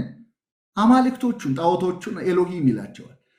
ምንድናቸው? አጋንንቶች ናቸው ይላቸዋል። ሌላ ቦታ ላይ ሄዳችሁ ስትመለከቱት እንደዚህ የሚል ቃል ታገኛላችሁ። ለምሳሌ ያክል መሳፍንት 11:24 ላይ አምላክህ ካሞሽ የሚለውን እንግዲህ የሞዓባውያንን ጣዖትን ነው። የሞዓባውያንን ጣዖትን አምላክህ ካሞሽ ይስጥህ ይለውና አምላክ የሚለውን ኤሎሂም ነው። ስለዚህ ለጣዖታትም ለአማልክትም ኤሎሂም የሚለው ስም በመጽሐፍ ቅዱሳችን ላይ ተገልጦ እናየዋለን።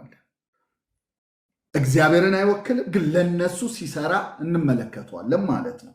ከዛ በኋላ ደግሞ ሌላም ቦታ ላይ ሄዳችሁ ለምሳሌ ያክል አዲስ ኪዳን ላይ ሁለተኛ ቆሮንቶስ ምዕራፍ 4:4 ላይ የዚህ ዓለም አምላክ የሚለውን ቃል the God of this world የሚለው ኤሎሂም ከሚለው ቃል ጋር የተሳሰረ ነው። የዚህ ዓለም አምላክ ሰይጣን እሱንም አምላክ የሚለውን ኤሎሂም የሚለውን ስም ያሳያል። እንግዲህ ለሰዎች፣ ለአለቆች፣ ለፈራጆች፣ ለሹማምንቶች ይሄ ስም አገልግሎት ላይ ውሏል። ኤሎሂም የሚለው ወይም አማልክት የሚለው ከዛ ደግሞ እንደነገርኳችሁ ለጣዖታት ለአማልክቶች ይሄ ስም ስራ ላይ ውሏል። ታላቁ ቻርልስ ስፐርጀን የሚባለው የመጽሐፍ ቅዱስ ምሁር ሲናገር እነዚህ ይላል እነዚህኞቹ የሚሞቱ ናቸው ይላል። ኤሎሂም ተብለው የተጠሩትን ሰዎቹን የሚሞቱ ናቸው፣ ሸክላ ናቸው ይላል። ግን ኤሎሂም ተብለው በውክልና የተሰጣቸው ናቸው ይላል። እሱ ግን የማይሞተው ነው። እሱ ኃያል የሆነው ነው። ማንም ሊቀርበው የማይችለው ነው። ምንለየው ከማንነቱ ነው። ጣዖታትን፣ አማልክትን፣ ሰይጣንንም ኤሎሂም የሚለውን ስም በተለያየ ቦታ ላይ ሄዳችሁ ስታጠኑ ታገኙታላችሁ። ከዛ ባለፈ መላእክትን ኤሎሂም የሚለውን ስያሜ ይዘው ትመለከታላችሁ። ለምሳሌ ምናቀው ከመላእክትም ጥቂት አሳነስከው የሚለው መዝሙር 8 ላይ ቁጥር 5 ላይ ያለውን ቃል ስትመለከቱ መላእክት የሚለው ከመላእክት የሚለው ከኤሎሂም ብሎ መላእክትን ያያ። ዕብራውያንም ላይ ሄዳችሁ ስትመለከቱ ምዕራፍ 1 ቁጥር 6 ላይ የእግዚአብሔር መላእክት ሁሉ ለእርሱ ይስገዱ ይላል። ይሄ ቃል በመዝሙር ላይ ተጽፏል። መዝሙር 97 ላይ እናንተ አማልክት ይልና አዲሱ መደበኛ ትርጉም ላይ ነው አማልክት የሚለው፣ የድሮ ላይ መላእክት ይለዋል። ኤሎሂም ነው የሚላቸው።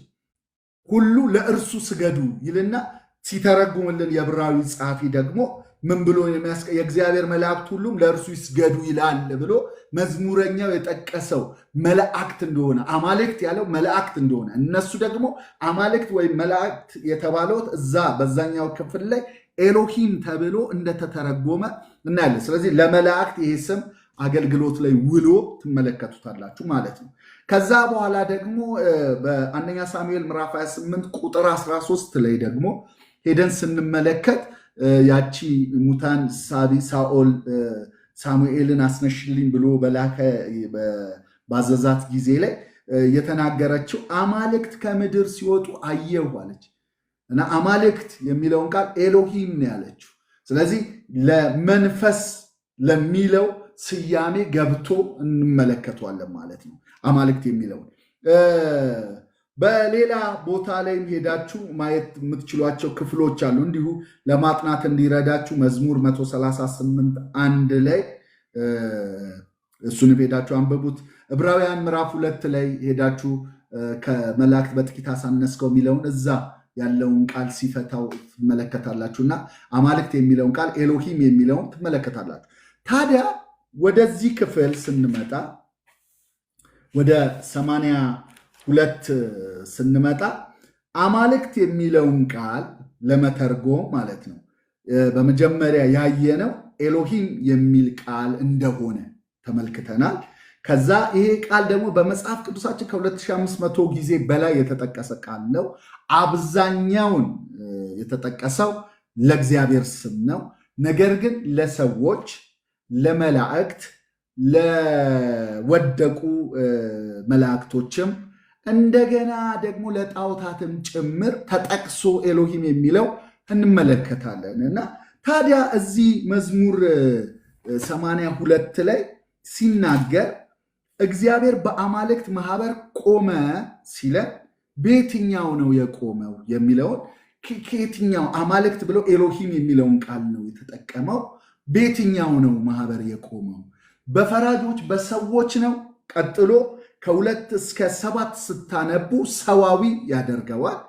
ደግሞ አንዳንዶች ደግሞ ይላሉ ኖ በየዓለማቱ ላይ በየሀገሩ ላይ ያለ የሀገር መንፈስ አለቃ አለ እግዚአብሔር። ምክንያቱም ይህንን የሚነሱበት ዋናው ነገር ከምንድን ነው ስትሉ እግዚአብሔር በአማልክት ማህበር ቆመ የሚለው ቃል ማህበር የሚለው ቃል ሰማያዊ ጉባኤ የሚለውን ወይም ዲቫይን ካውንስል የሚለውን በመለኮት ማህበር በመለኮት ካውንስል ላይ ቆመ የሚል ስለሆነ የሰማይ ያለ ጉባኤ ስለሆነ ከመላእክት ጋር ነው የሚያያዘው። እነሱም ደግሞ እዚህ እንደ ሰው አድርጎ እስከ መቼ ሐሰት ትፈርዳላችሁ የሚላቸው በየሀገሩ ላይ እንዳሉ ልክ የፋርስ መንግስት አለቃ፣ የባቢሎን፣ የግሪክ ምናምን እየተባለ እንዳለ ያንን መንፈስ አለቃ ነው እግዚአብሔር የተናገራቸው ብለው የሚሞግቱ አሉ። እንደገና ደግሞ አይ አደለም፣ ይሄ እግዚአብሔር የሚያወራው በኋላ ላይ ለምንድን ነው ይሄንን ቃል ወረድ ብሎ ቁጥር 6 ላይ እኔ ግን አማልክት ናችሁ፣ ሁላችሁም የልዑል ልጆች ናችሁ፣ ነገር ግን እንደ ሰው ትሞታላችሁ ብሎ የተናገረውን ቃል ደግሞ አይ እነዚህ ሰዎች ናቸው፣ ፈራጆች ናቸው። ለምን ኤሎሂም የሚለውን ስም ለሰዎችም ሲጠቀም ስለምናቅ ለሰዎች የተሰጠ ስም ነው። እነሱ ፍርድን ያጓደሉ ፈራጆች፣ ጽድቅን የማያሰፍኑ፣ መበለቶችን የሚጎትቱ፣ ለችግረኛው ለምስኪኑ ጽድቅ የማያደርጉ፣ ከኃጢአተኞች ወይንም ከኃጢአተኞች እጅ አስጥሏቸው ከኃጢአተኞች እጅ እምቢ የሚሉ አናስጥልም የሚሉ አሉ እና እነሱን ነው ሰዎቹን ነው የሚያወራው የሚል ደግሞ ሙግት ያላቸው አሉ። እንደምታውቁት ይህ ቃል ደግሞ ኢየሱስ ክርስቶስ በዮሐንስ ምዕራፍ 10 ላይ ከ31 ጀምሮ ስትመለከቱት ጠቅሶታል። ኢየሱስ ራሱ ላንብላችሁ በቃል ከምናወራው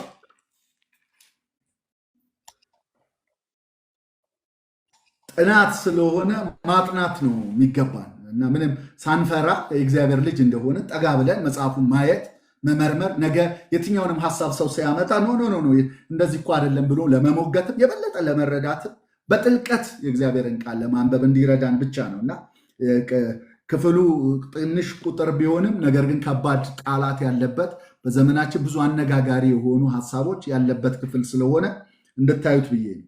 ምዕራፍ 10 ላይ ከ31 ጀምሮ አይሁድ ሊወግሩት ደግመው ድንጋይ አነሱ ይላል። ለምንድን ነው ድንጋይ ያነሱት?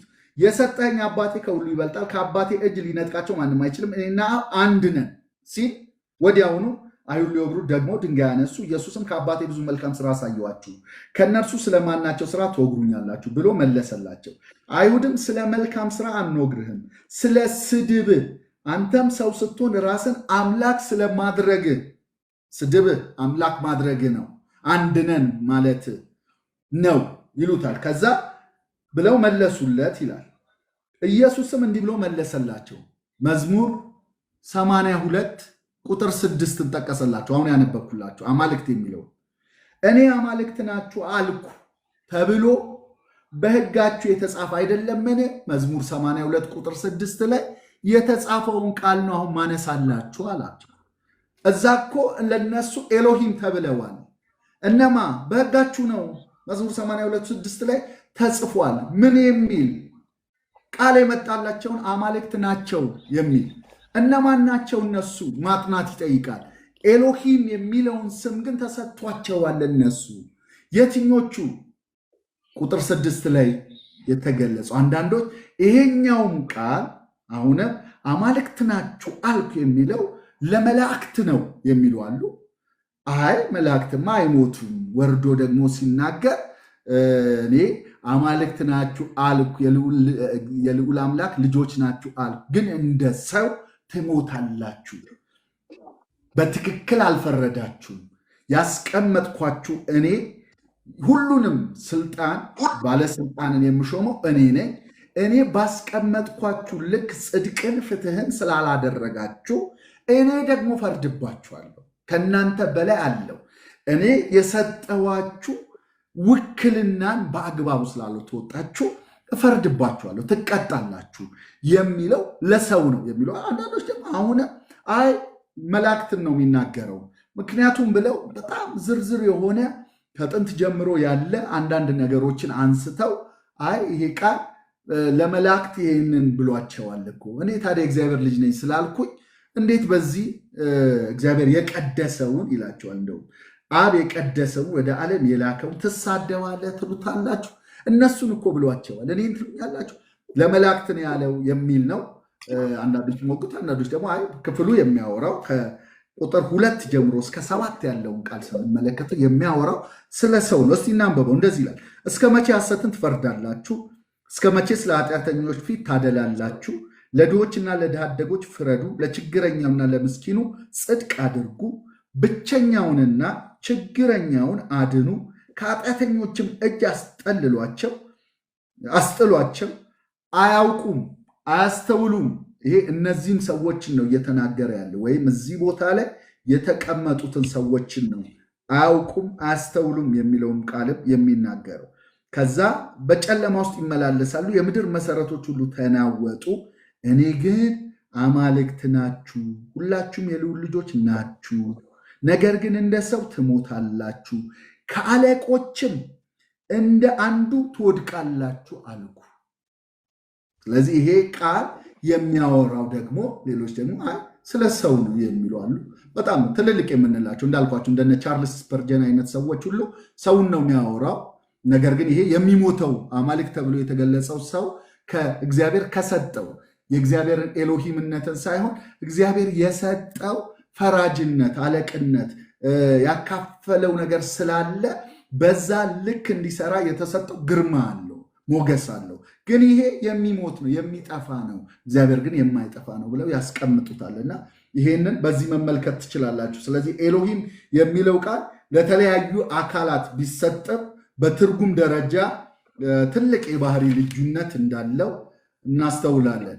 እግዚአብሔር ኤሎሂምን ወደ እግዚአብሔር ስናመጣ ፍጹም፣ ኃያል፣ ፈጣሪ፣ ዘላለማዊ፣ ብቸኛ የሚለውን እንይዘዋለን ማለት ነው። ስለዚህ እዛ አማልክት ጋር፣ መላእክት ጋር፣ ፈራጆች ጋር፣ ሰዎች ጋር፣ ሙሴ ጋር ከተባለ የተለየ ነው። በባህሪው አምላክ የሆነ አምላክነቱ የራሱ የሆነ የገዛ የራሱ የሆነ ብቸኛ የሆነ ማንነቱን የሚያሳይ ነው። ወደ መላእክት ስንመጣ ኤሎሂም የሚለው ለመላእክት አግባብነት ውሏል። መንፈሳዊ ኃያላንን መሆናቸው ያሳየናል። ፍጥረታት መሆናቸውን ያሳየናል። መንፈስ መሆናቸው ያሳየናል። የተፈጠሩ መሆናቸውን ያሳየናል። ውስንነት አለው። ስለዚህ ተፈጥሯዊ አምላክነት የላቸውም። መላእክትም፣ ሰውም፣ ሌሎቹም አጋንንትም ሰይጣንም የለውም። ለእግዚአብሔር የተሰጠ ያንን ነኝ ማለት አይቻልም። እዚህ ቦታ ላይ የተቀመጠውን ብቻ ነው የምንመለከተው። ሌላኛው እንደ ሰዎች ደግሞ ኤሎሂም የሚለውን ለመሪዎች፣ ለገዢዎች፣ ለዳኞች፣ ለፈራጆች በሚለው ስንመለከት የመፍረድ ስልጣን ያላቸው የእግዚአብሔር ወኪሎች፣ እንደራሴዎች፣ በምድር ላይ የተሾሙ ሰዎች ብቻ የሚሞቱ የሚጠፉ ፍጡር የሆኑ የተወከሉ መሆናቸውን የሚያሳይ ነው። ክፉ መናፍስትን ደግሞ ሄደን ስንመለከት የዚህ ዓለም ገዢዎች መሆናቸውን፣ ሐሰተኛ አማልክት መሆናቸውን፣ ዓላማቸው አምላክነትን መሻማት ከእግዚአብሔር እንደሆነ፣ ነገር ግን የተሸነፉ የወደቁ ፍጡራን መሆናቸውን እንለየዋለን። ስለዚህ ኤሎሂም የሚለውን ስም በዚህ እንለየዋለን። እንደ ማዕረግ ነው የምናየው። የእግዚአብሔር የሆነውን ፍጹም የሆነውን ኃያል ብርቱ የሆነውን እግዚአብሔርን ገልጾት እናየዋለን። ደግሞ ለሌሎች ደግሞ ይሄ የኃይል ምንጭ የሆነው እግዚአብሔር የሰጣቸውን ደግሞ መላእክቱን ፈራጆች የሆኑ ሰዎችን ሁሉ በዚህ ስም ላይ እናገኘዋለን ማለት ነው። ታዲያ ሲጨርስ ምንድን ነው የሚለው? ቁጥር 8 ላይ አቤቱ ተነስ፣ በምድር ላይ ፍረድ፣ አንተ አሕዛብን ሁሉ ትወርሳለህና ይላል። ይሄ ፕሮፌቲካል የሆነ መሲሁ መጥቶ የእስራኤል ብቻ ሳይሆን አሕዛብን ሁሉ እንደሚወርስ ተነስና ፍረድ ብሎ መሲሁን የሚያመለክት ትንቢታዊ ቃል ሲናገር እንመለከታለን ማለት ነው። የአንድ ኔሽን ብቻ ሳይሆን አንተ የአሕዛብ ሁሉ አምላክ፣ አሕዛብን ሁሉ ውረስ ብሎ በክርስቶስ ኢየሱስ ደግሞ ይህ ትንቢት እንደተፈጸመ አሳፍ ባለራእዩ ያየው ነገር እንደሆነ በክርስቶስ ዛሬም እኛም ጋር እንደደረሰ ያንን እንደወረሰ ማሳያ ሆኖ ይሄ መልእክት ሆኖ ትንቢት ሆኖ የተፈጸመ ትንቢት ሆኖ እንመለከተዋለን ማለት ነው። እንግዲህ ምዕራፍ 82 ይህንን ይመስላል። ምዕራፍ 83 ደግሞ ሄደን ስንመለከት ያው ምዕራፍ 83 አጠቃላይ ሐሳቡ በእግዚአብሔር ሕዝብ ላይ የሚነሱ ጠላቶች ድል እንዲነሱ፣ የእግዚአብሔር ስም እንዲከበር፣ የቀረበ የልመና ጸሎት ነው እና የእግዚአብሔር ሕዝብ ላይ የተነሱ ሕዝቦች ነበሩ። ሕዝቦች በጣም ብዙ ሕዝቦች ማለት ነው እና በአጭሩ ይሄን ላቀርብላችሁና ወደ ምዕራፍ 84 ቶሎ እንሄዳለን። እንደዚህ ይላል። አንዳንዱ ነገሮችን ላነብላችሁ ብዬ ነው። በዚህ ጊዜ ላይ እስራኤል በብዙ አሕዛቦች የተከበበችበት ጊዜ ነው። በስንት መንግስታት እንደተከበበች ታያላችሁ። 10 መንግስታት ይኸውላችሁ፣ ተመልከቱ። አቤቱ እንዳንተ ማን ነው? አቤቱ ዝም አትበል። የመጀመሪያው ጩኸት ነው። ቁጥር 1 ላይ ቸል አትበል፣ ተነስ ነው።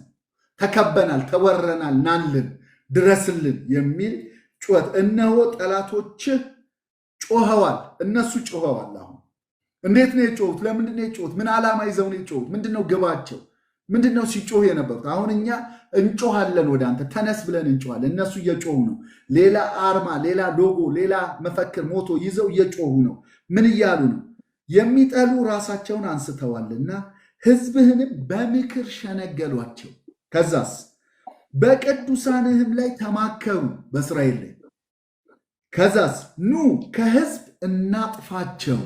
የተማከሩት የጮሁት እንዲህ ተባብለው እስራኤል የምትባለውን ምድር እናጥፋት፣ ደግሞም የእስራኤል ስም አይታሰብ፣ ስሟ አይታሰብ፣ እንደምስሳት፣ እናጥፋት ብለው ጮሁ። አሳፍ ይሄንን አንደኛ ትንቢታዊ ነው። ምናልባትም በዚያም ባለንበት ዘመን ላይ የሚፈጸም ሊሆን ይችላል። ተጠራርተው ተጫጭሆ በመጨረሻው ዘመን ላይ ሁሉ ተረዳድቶ እስራኤልን እናጥፋ ብለው የሚነሱበት ጊዜ ሊሆን ይችላል። ምናልባትም ደግሞ በነህምያ ዘመን ላይ በኢዮሳፍጥ ዘመን ላይ ለመረዳዳት የተጫጫውን መንግስታትን ስንመለከት ስለዛም ተናግሮ ሊሆን ይችላል። ነገር ግን አሳፍ የተመለከተው አንድ ነገር አለ። እስራኤልን እናጥፋት የሚሉ ስሟን እንደምስሰው የሚሉ ተነስተው ነበር። እነማን ናቸው እነሱ ብለን ስንመለከት እንደዚህ ይላል። አንድ ሆነው በአንተ ላይ ተማከሩ፣ በአንተ ላይ ቃል ኪዳን አደረጉ። የኤዶማውያን ድንኳኖች፣ እስማኤላውያን፣ ሞዓብም፣ አጋራውያንም፣ ጌባል፣ አሞንም፣ አማሌቅም፣ ፍልስጤማውያንም ከጢሮስ ሰዎች ጋር አሶርም ከነርሱ ጋር ተባበረ። ለሎጥም ልጆች ረዳት ሆኗቸው። 10 ናቸው። ከየስፍራው ነው የከበቧቸው። በነገራችን ላይ ሄዳችሁ ስትመለከቱ ለምሳሌ ያክል ኤዶሚያስ ስትሉ የኤዶም ሰዎች ማለት ነው፣ የኤሳው ልጆች ከደቡብ ምስራቅ ነው የመጡባቸው። በደቡብ ምስራቅ የኤዶም መጥተውባቸዋል። እስማኤላውያን የእስማኤል ዘሮች የምድረ በዳ ዘላኖች ናቸው። እነዚህ መጥተዋል። ሞዓብ እንዴት ተጠራሩ በሚያስብል ደረጃ ከበዋቸዋል። ሞዓብ የሎጥ ልጆች ናቸው። ከሙት ባህር በስተ ምስራቅ መጥተውባቸዋል። ከዛ አጋራውያን ይላል። እነዚህም ደግሞ በዮርዳኖስ ምስራቅ የአጋር ልጆች የነበሩ መጥተዋል። ከዛስ በኋላ ጌባል ይላል ከፊንቄ ሊባኖስ ማለት ነው አቅራቢያ የነበሩ መጥተውባቸዋል። አሞን ሌላኛው የሎጥ ልጆች ዘሮች ናቸው። ከምስራቅ ነው የመጡባቸው። እነሱ ደግሞ በምስራቅ በኩል አማሌቅ የእስራኤል ጥንታዊ ጠላቶች ናቸው። አማሌቅን ታውቋቸዋላችሁ። ከደቡብ በረሃ መጥተውባቸዋል። ፍልስጤም እነዚህም ብዙ ጊዜ ጠላቶቻቸው ናቸው እና የባህር ዳርቻ ነዋሪዎች ናቸው። ከምዕራብ ይላል። ከዛስ ጢሮስ የንግድ ከተማ ከሰሜን ምዕራብ መታባቸዋለች። አሶር በወቅቱ የነበረው ትልቁ ሀያል ሀገር ዛሬ አሜሪካ እንደምንለው ማለት ነው። የዓለም ሀያል ሀገር ከሰሜን መጥቶባቸዋል። እስራኤል በዚህ ሁሉ ከበባ ውስጥ ሆና ነው እግዚአብሔርን ዝም አትበል፣ ቸል አትበል፣ ተነስ አንተ። እነሱ ተነስተዋል፣ አሁን አንተ ተነስ። እነሱ ከበውናል፣ አሁን አንተ ቁምልን፣ ፍረድልን የሚል ጩኸትን ሲጮሁ እንመለከታለን። እንዳልኳችሁ ምናልባት ትንቢታዊ ትርጉሙ በብዙ መጽሐፍ ቅዱሳኞች እንደሚሉት ይህ መዝሙር በመጨረሻው ዘመን ላይ እስራኤል የምትባለው ሀገር ከምድረ ገጽ ለማጥፋት በአንድነት ስለሚነሱ የዙሪያ ሀገሮች ወይም አካባቢው ያሉ ሀገሮች ሊሆኑ ይችላሉ ይላሉ። ቅድም እንዳልኳችሁ ደግሞ የተፈጸመ ነው የሚሉን ደግሞ አሉ። ነገር ግን በዚህም ሆነ በዚያ እግዚአብሔር የከበቡትን በተለይም ደግሞ ከቁጥር 2 እስከ 5 እነዚህ 10 ከተሞች 10 መንግስታት የከበበባትን ይነግረንና ከዛ በኋላ ግን በተለይ ከ6 እስከ 8 ተባባሪ ጠላቶች ዝርዝርን ትሰማላችሁ። ከ6 እስከ 8 ኦኬ፣ ቅድም ያነበብኩላችሁ ማለት ነው። ከዛ በኋላ ግን ከ9 እስከ 15 አሳፍ የሚያነሳው በጣም አስገራሚ ደማቅ የሆነ ታሪክ አለ። ዞር ብሎ የጥንቱን ታሪክ ያወሳውና እንደዚህ ድገምልን ይለዋል እግዚአብሔርን። እንዲህ እነዚህን እንዳጠፋ ድገምልንና አጥፋልን በማለት ሲናገር ትመለከታላችሁ። በተለይ ከቁጥር 9 እስከ 15 ላንብላችሁ። እንደዚህ ይላል፣ እንደ ምድያምና እንደ ሲሳራ በቂሶን ወንዝ እንደ ኢያቢስ አድርግባቸው። በአይንዶር ጠፉ፣ እንደ ምድርም ጉድፍ ሆኑ። አለቆቻቸውም እንደ ሄሮብና እንደ ዜብ፣ ታላላቆቻቸውም እንደ ዛብሄል እንደ ስልማና አድርጋቸው። የእግዚአብሔርን መሠዊያ እንወርሳለን የሚሉትን አምላኬ ሆይ እንደ ትቢያ በነፋስ ፊት እንደ ገለባ አድርጋቸው። እሳት ዱርን እንደሚያቃጥል ነበልባልም ተራሮችን እንደሚያነድድ እንዲሁ በቁጣ አሳድዳቸው፣ በመቅሰፍት አስደንግጣቸው። ፊታቸውን እፍረት ሙላው። አቤቱ ስምህን ይፈልጋሉ፣ ይፈሩ፣ ለዘላለሙ ይታወኩ፣ ይጎስቁሉ፣ ይጥፉ። ከዛስ ስምህ እግዚአብሔር እንደሆነ ይላል። ይሄ አሁን ስምህ እግዚአብሔር እንደሆነ የሚለው ኤሎሂምን አይደለም። አሁን የሚያወራ ያህዌን ነው። ያህዌ የሚለውን ስም እግዚአብሔር ለእስራኤል የግል ስሜ ነው፣ ያለና የሚኖር በቃ በየጊዜው የሚብራራ ስም ብለን ባለፈው ተመልክተነዋል። ያህዌ የሚለውን ስም እና ያህዌ የሆነውን ስም ምድር ሁሉ እንዲያውቅ በምድር ሁሉ ላይም አንተ ብቻ ልዑል እንደሆን ይታወቅ። የእግዚአብሔር ዓላማው ግቡ የማሸነፍ ምስጢር እነዚህ ሁሉ የከበቧትን ስትበትናቸው አንተ የእስራኤል የቃል ኪዳኗ አምላክ እንደሆን የማትተዋት አምላክ እንደሆን እንደዚህ ሁሉ ተከባ ማዳን የምትችል ብርቱ የሆንክ ኃያል የሆንክ ያለህና የምትኖር ብቸኛ መሆንህን ይታይ የሚል ጥሪ ነው። እንግዲህ ይሄ ብዙ ቦታ ላይ እግዚአብሔር እንዲነሳ እግዚአብሔር እንዲሰራ የሚያደርገው ምንድን ነው ስንል አንተ እንድትታወቅ ነው ካልነው እግዚአብሔር ይነሳል። ልጅህ እንዲከብር ነው ስንለው እግዚአብሔር ይነሳል። ክብሩን አንተ እንድትወስድ ነው ስትሉት እግዚአብሔር ይነሳል። እና እግዚአብሔር በዚህ ቦታም ላይ በዚህ ዓላማ ነው ተነስ ያልነህ ብለው ሲናገሩት እንሰማለን ማለት ነው። እና የመዝሙሩን ግብ ነው የሚያስቀምጠው።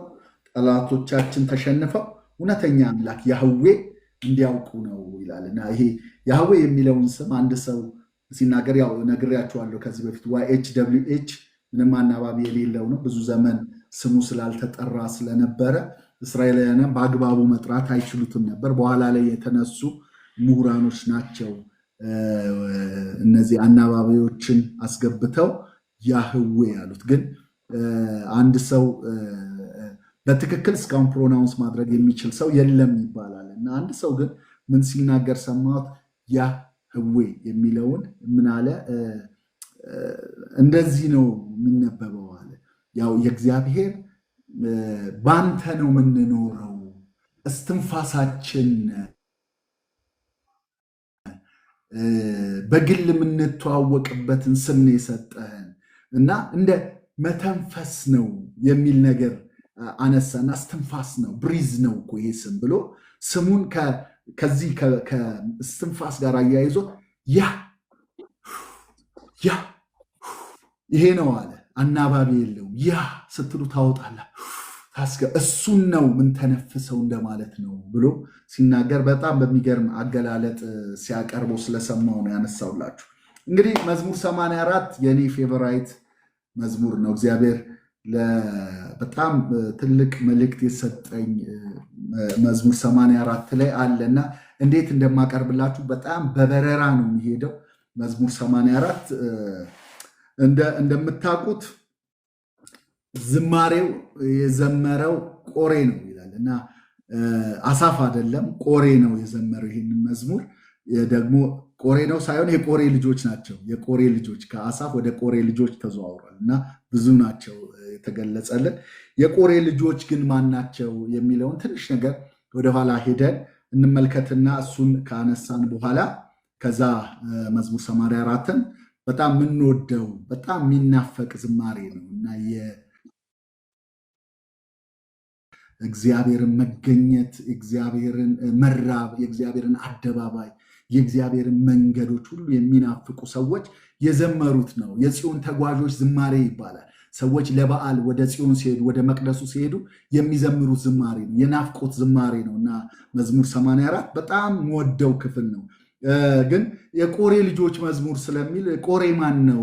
ምን አርጎ ነው? ምን ገድል ሰርቶ ነው እዚህ የመጣው የሚለውን ስትመለከት በጣም የሚገርም ነገር ታያላችሁ። ቆሬ በዘኍልቍ ምዕራፍ 16 ላይ ታሪኩን ትመለከታላችሁ። ቆሬ ማን ነው ብላችሁ ከዘኍልቍ በፊት ሄዳችሁ ስትመለከቱት ዘኍልቍ 16 ላይ በእርግጥ ያስቀምጠዋል።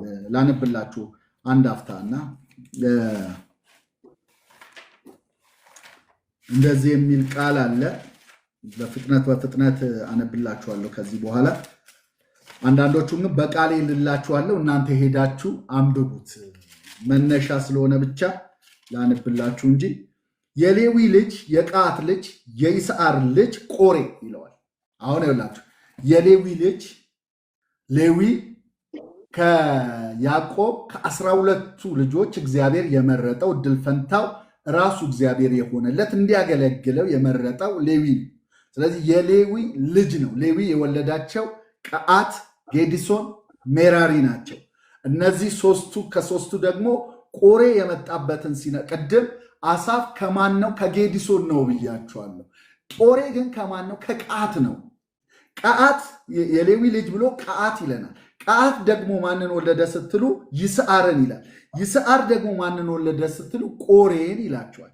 ቀዓት ከወለዳቸው ሰዎች ቀዓት የወለዳቸው ሰዎች ውስጥ እንበረም አለ። እንበረም ደግሞ ማን ነው ስትሉ የሙሴ የአሮን የማርያም አባት ነው።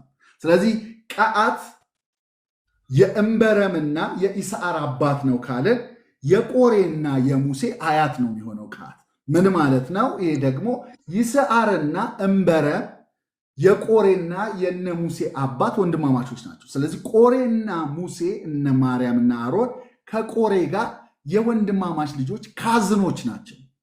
ለምንድን ነው ይሄንን የምትነግረን ካላችሁ፣ እነዚህ ሰዎች የመጡት እዚህ ጋር አመፅ ነው ያስነሱት። ምን ብለው ነው ያስነሱት? ከዛ ምን ይላል? ከሮቤል ልጆችም ይላል። ሮቤል ደግሞ በኩር ነኝ የሚል ነው። የእስራኤል የያዕቆብ በኩር እኔ ነኝ ብሎ አመፅ ነው። እንግዲህ ከዚህ በኋላ የምትመለከቱት በሙሴ ላይ ሲያምፁ ነው። ለአመፁ ግን መስፈርት አላቸው፣ መርህ አላቸው። ግራውንድ ያደረጉበት ነገር አለ። ይሄኛው ምናልባት እኛ በኩር ነን ይገባናል ብለው ነው ሙሴና አሮን ላይ የሚያነሳው። ይሄ ደግሞ እኛ የሌዊ ነገድ ነን እኛ እያለ ነው ያለው። ከዛ ከሮቤል ልጆችም የኤልያብ ልጆች ዳታንና አቤሮን፣ የፋሌት ልጅ ኦን ይላል። እነዚህ በሙሉ የሮቤል ናቸው። ስለዚህ አቤኖር፣ ኦን፣ ዳታን ከዛ ቆሬ ሆነው ምን አደረጉ ይላል? ከእስራኤል ልጆችም 250 ሰዎችን ከእነርሱ ጋር ወሰዱ። ከጉባኤውም የተመረጠ ዝናቸው የተሰማ የማህበሩ አለቆች ነበሩ። በሙሴና በአሮን ላይ ተሰበሰቡ። ማህበሩ ሁሉ እያንዳንዳቸው ቅዱሳን ናቸው፣ እግዚአብሔር በመካከላቸው ነው እና እናንተ እጅግ አብዝታችኋል፣ በእግዚአብሔርም ጉባኤ ላይ ለምን ትታበያላችሁ አሉ። ማንን ያሉት? ሙሴን። እንዴት እግዚአብሔር ላይ ትታበያላችሁ? ህዝቡ ሁሉ የተቀደሰ ነው፣ እናንተ ራሳችሁ ለምንድን ነው ልዩ የምታደርጉት? እግዚአብሔር እንግዲህ ይኸውላችሁ ለሌዋውያኑ የሰጠው አገልግሎት አለ፣ ለካህናት የተሰጠው አለ። ምንም እንኳን ካህናት የሌዊ ወገን ቢሆኑ ከሌዊ ነገድ ቢሆኑ፣ ነገር ግን ከሌዊ ነገድ ውስጥ የአሮንን ነገድ የአሮንን ቤተሰብ ብቻውን አሮን የሌዊ ነገድ ነው። የአሮንን ቤተሰብ ግን ውስጥ ያለውን አገልግሎት የመቅደሱ ውስጥ ያለውን ቁርባን የማቅረብ ዕጣን የማቅረብ መስዋዕት የማቅረብ ህዝቡን የመባረክ የማስተሰሪያ አገልግሎት ቅድስተ ቅዱሳን ውስጥ የመግባት አገልግሎት የተሰጠው ለማን ነው? ለአሮን ብቻ። ለሱና ለልጆቹ ይህ የዘላለም ኪዳን ነው፣ የዘላለም ክህነት ብሎ እግዚአብሔር ሰጥቷቸዋል። እነዚህ ሰዎች ደግሞ ተሰበሰቡና 250 የህዝብ አለቆችን መርጠው ከሚታወቁት ደግሞ ከሮቤል በኩር ከሆነው ሰብስበው አመፅን አስነሱ ይለናል። ያ አመፃቸው ደግሞ ሙሴ ጋር መጥተው ምንድነህ አንተ? ማነህ አንተ? ህዝብ ሁሉ የተቀደሰ ነው፣ እኩል ነን፣ ሁላችንም ምንም የተለየ ነገር እኮ የላችሁም በማለት እነ ሙሴ ላይ እነ አሮን ላይ እግዚአብሔር ያስቀመጠው ስርዓት ላይ ቆሙ። ያው 250 የተመረጡ ሰዎችን ይዘው ማለት እነዚህ 250 ሰዎች ደግሞ ያልተሰጣቸውን ጥና ይዘዋል። ጥና ማጠን የማን ነው? የአሮን ብቻ ነው። እነሱ ግን እናጥናለን ብለው ተነሱ። ባልተሰጣቸው ላይ ቆሙ። አስተባባሪው ቆሬ ነው። ከዛ ሙሴ በጣም ተቆጣ። ይህን በሰማ ጊዜ በግንባሩ ወደቀ። ለአምልኮ አይደለም የወደቀው፣ በጣም አዝኖ ነው እግዚአብሔር ፊት ወደቀ። ግን ሲነሳ ሌላ ነገር ሆኖ ነው የተነሳው። አንደኛ ሲወድቅ ምናልባት በዚህ ጉዳይ ላይ የሚነሱ ሁሉ ይጠፋሉ ያውቃል። የእግዚአብሔርን ስርዓት ነው የተቃወሙት ያውቃል። እግዚአብሔር እንዳይነኩ እዚህ ውስጥ እንዳይገቡ ይቀሰፋሉ ብሏል ያውቃል። እና ምሕረትንም ለመጠየቅ ሊሆን ይችላል የወደቀው። ግን ሲነሳ አንድ ነገር አላቸው። እናንተ ሰዎች አለ እግዚአብሔር እኮ ከሕዝብ ሁሉ ለይቶ ወደ እርሱ አቅርቧችሁ ነበረ። የሌዋውያንን አገልግሎትን ውጭውን ምንድነው ማደሪያ ድንኳኑን ዙሪያውን መጠበቅ፣ ንዋየ ቅዱሳቱን ማጽዳት፣ እዛ አካባቢ የሚደረገውን መቆጣጠር፣ ደግሞ ሲሄድ መሸከም የተሰጣችሁ ነው። ይሄ እኮ መቅረባችሁን ነው። የእግዚአብሔርን የማደሪያ ድንኳን ተሸክሞ ቢሄድ መቅረባችሁ አቅርቧችሁ ነበር። ክህንነትንም ጨምራችሁ ትፈልጋላችሁ አላቸው። እንግዲህ ሄዳችሁ ምዕራፍ 16ን አንብቡት። ከዛ በኋላ በሉ እንግዲህ ያውስ አለ እናንተም 250ዎቹ ጥናዎቻችሁን ይዛችሁ ነው። አሮንም አንተ ሂድ ጥናን ይዘና እግዚአብሔር የእርሱ የሆነውን ይለያል፣ እግዚአብሔር ይፈርዳል። ከዛስ በኋላ እግዚአብሔር ደግሞ በታላቅ ቁጣ እንደሚመጣ ነገራቸው። እግዚአብሔር እንደው በቃ ከነዚህ ህዝቦች ተለዩ፣ እናንተ ለሌላ ህዝብ አረጋችሁ፣ አጠፋቸዋለሁ በአንድ ላይ አለ። እንዳታጠፋቸው ሁሉን ህዝብማ ለምን ታጠፋለ? እግዚአብሔር ባለ ብዙ ምሕረት ነው አንተ አሉ። ከዛ ቆሙ። እነ ሙሴ ምን ብለው ተናገሩ? በጣም የሚገርም ነገር ተናገረ ሙሴ። ምን አለ? እንደዚህ አለ፣ ከዚህ ማህበር ተለዩ አላቸው። እንደዚህ ይላል። ሙሴም ተነስቶ ወደ ዳታን ወደ አቤኖር ሄደ። የእስራኤልም ሽማግሌዎች ተከተሉ። ማህበሩንም እባካችሁ ከነዚህ ክፎች ድንኳን ፈቀቅ በሉ፣ በኃጢአታቸው ሁሉ እንዳትጠፉ ለእነርሱ የሆነውን ሁሉ አትንኩ ብሎ ተናገራቸው። ከቆሬ ከዳታን ከአቤኖር ማደሪያ ከዙሪያውም ሁሉ ፈቀቅ አሉ ይላል። ህዝቡ ከነ ቆሬ ከነ ዳታን ከአቤኖር ፈቀቅ አለ። ለምን? ዞር በሉ ዞር በሉ፣ እግዚአብሔር ሊፈርድ ነው፣ እፈርዳለሁ እለያለሁ ብሏል። ከዛስ እንደዚህ ይላል። ዳታን አቤኖር ሴቶቻቸው፣ ልጆቻቸው፣ ሕፃናቶቻቸው ወጥተው በድንኳኖቻቸው ደጃፍ ቆሙ። ሙሴም አለ ይህን ስራ ሁሉ አደርግ ዘንድ እግዚአብሔር እንደላከኝ እንጂ ከልቤ እንዳይደለ በዚህ ታውቃላችሁ። እነዚህ ሰዎች ሰው እንደሚሞት ቢሞቱ ወይም እንደ ሰው ሁሉ ቢቀሰፉ እግዚአብሔር አላከኝም። እግዚአብሔር ግን አዲስ ነገር ቢፈጥር ምድር አፏን ከፍታ ለእነርሱ ያለውን ሁሉ ብትውጣቸው በሕይወታቸው ወደ ሲኦል ቢወርዱ ያን ጊዜ እነዚህ ሰዎች እግዚአብሔርን እንደናቁ ታውቃላችሁ። እግዚአብሔር እኔን ነው የናቁት ብሎት ነበረ። ስለዚህ እንደ ሰው አይደለም የሚሞቱት። ምድር አፏን ከፍታ ከነ ሕይወታቸው ወደ ሲኦል ቢወርዱ ከነቃቸው ከነ ንብረታቸው የዛን ጊዜ እግዚአብሔርን እንደናቁ ታውቃላችሁ። እኔን አይደለም የናቁት። ስለዚህ ዞር በሉ፣ ከነዚህ ከክፉዎች ድንኳን ፈቀቅ በሉ አላቸው። ከዛ በሙሉ ህዝቡ ፈቀቅ አለ ይላል መጽሐፍ ቅዱስ ሲናገር። ይህንንም ንግግሩን በጨረሰ ጊዜ ይላል ይህንንም ቃል ሁሉ መናገር በፈጸመ ጊዜ ከበታቻቸው ያለው መሬት ተሰነጠቀ። ምድሪቱም አፏን ከፍታ እነርሱን ቤተሰቦቻቸውን ለቆሬብ የነበሩትን ሰዎች ሁሉ ዕቃዎቻቸውን ሁሉ ዋጠቻቸው። እነርሱም ለእነርሱ የነበሩት ሁሉ በሕይወታቸው ወደ ሲኦል ወረዱ። ምድሪቱም ተዘጋባቸው፣ ከጉባኤው መካከል ጠፉ። ጉባኤው ላይ ነበሩ፣ ጠፉ። ግን አሁን ምድር ተሰንጥቃ ዋጠቻቸው።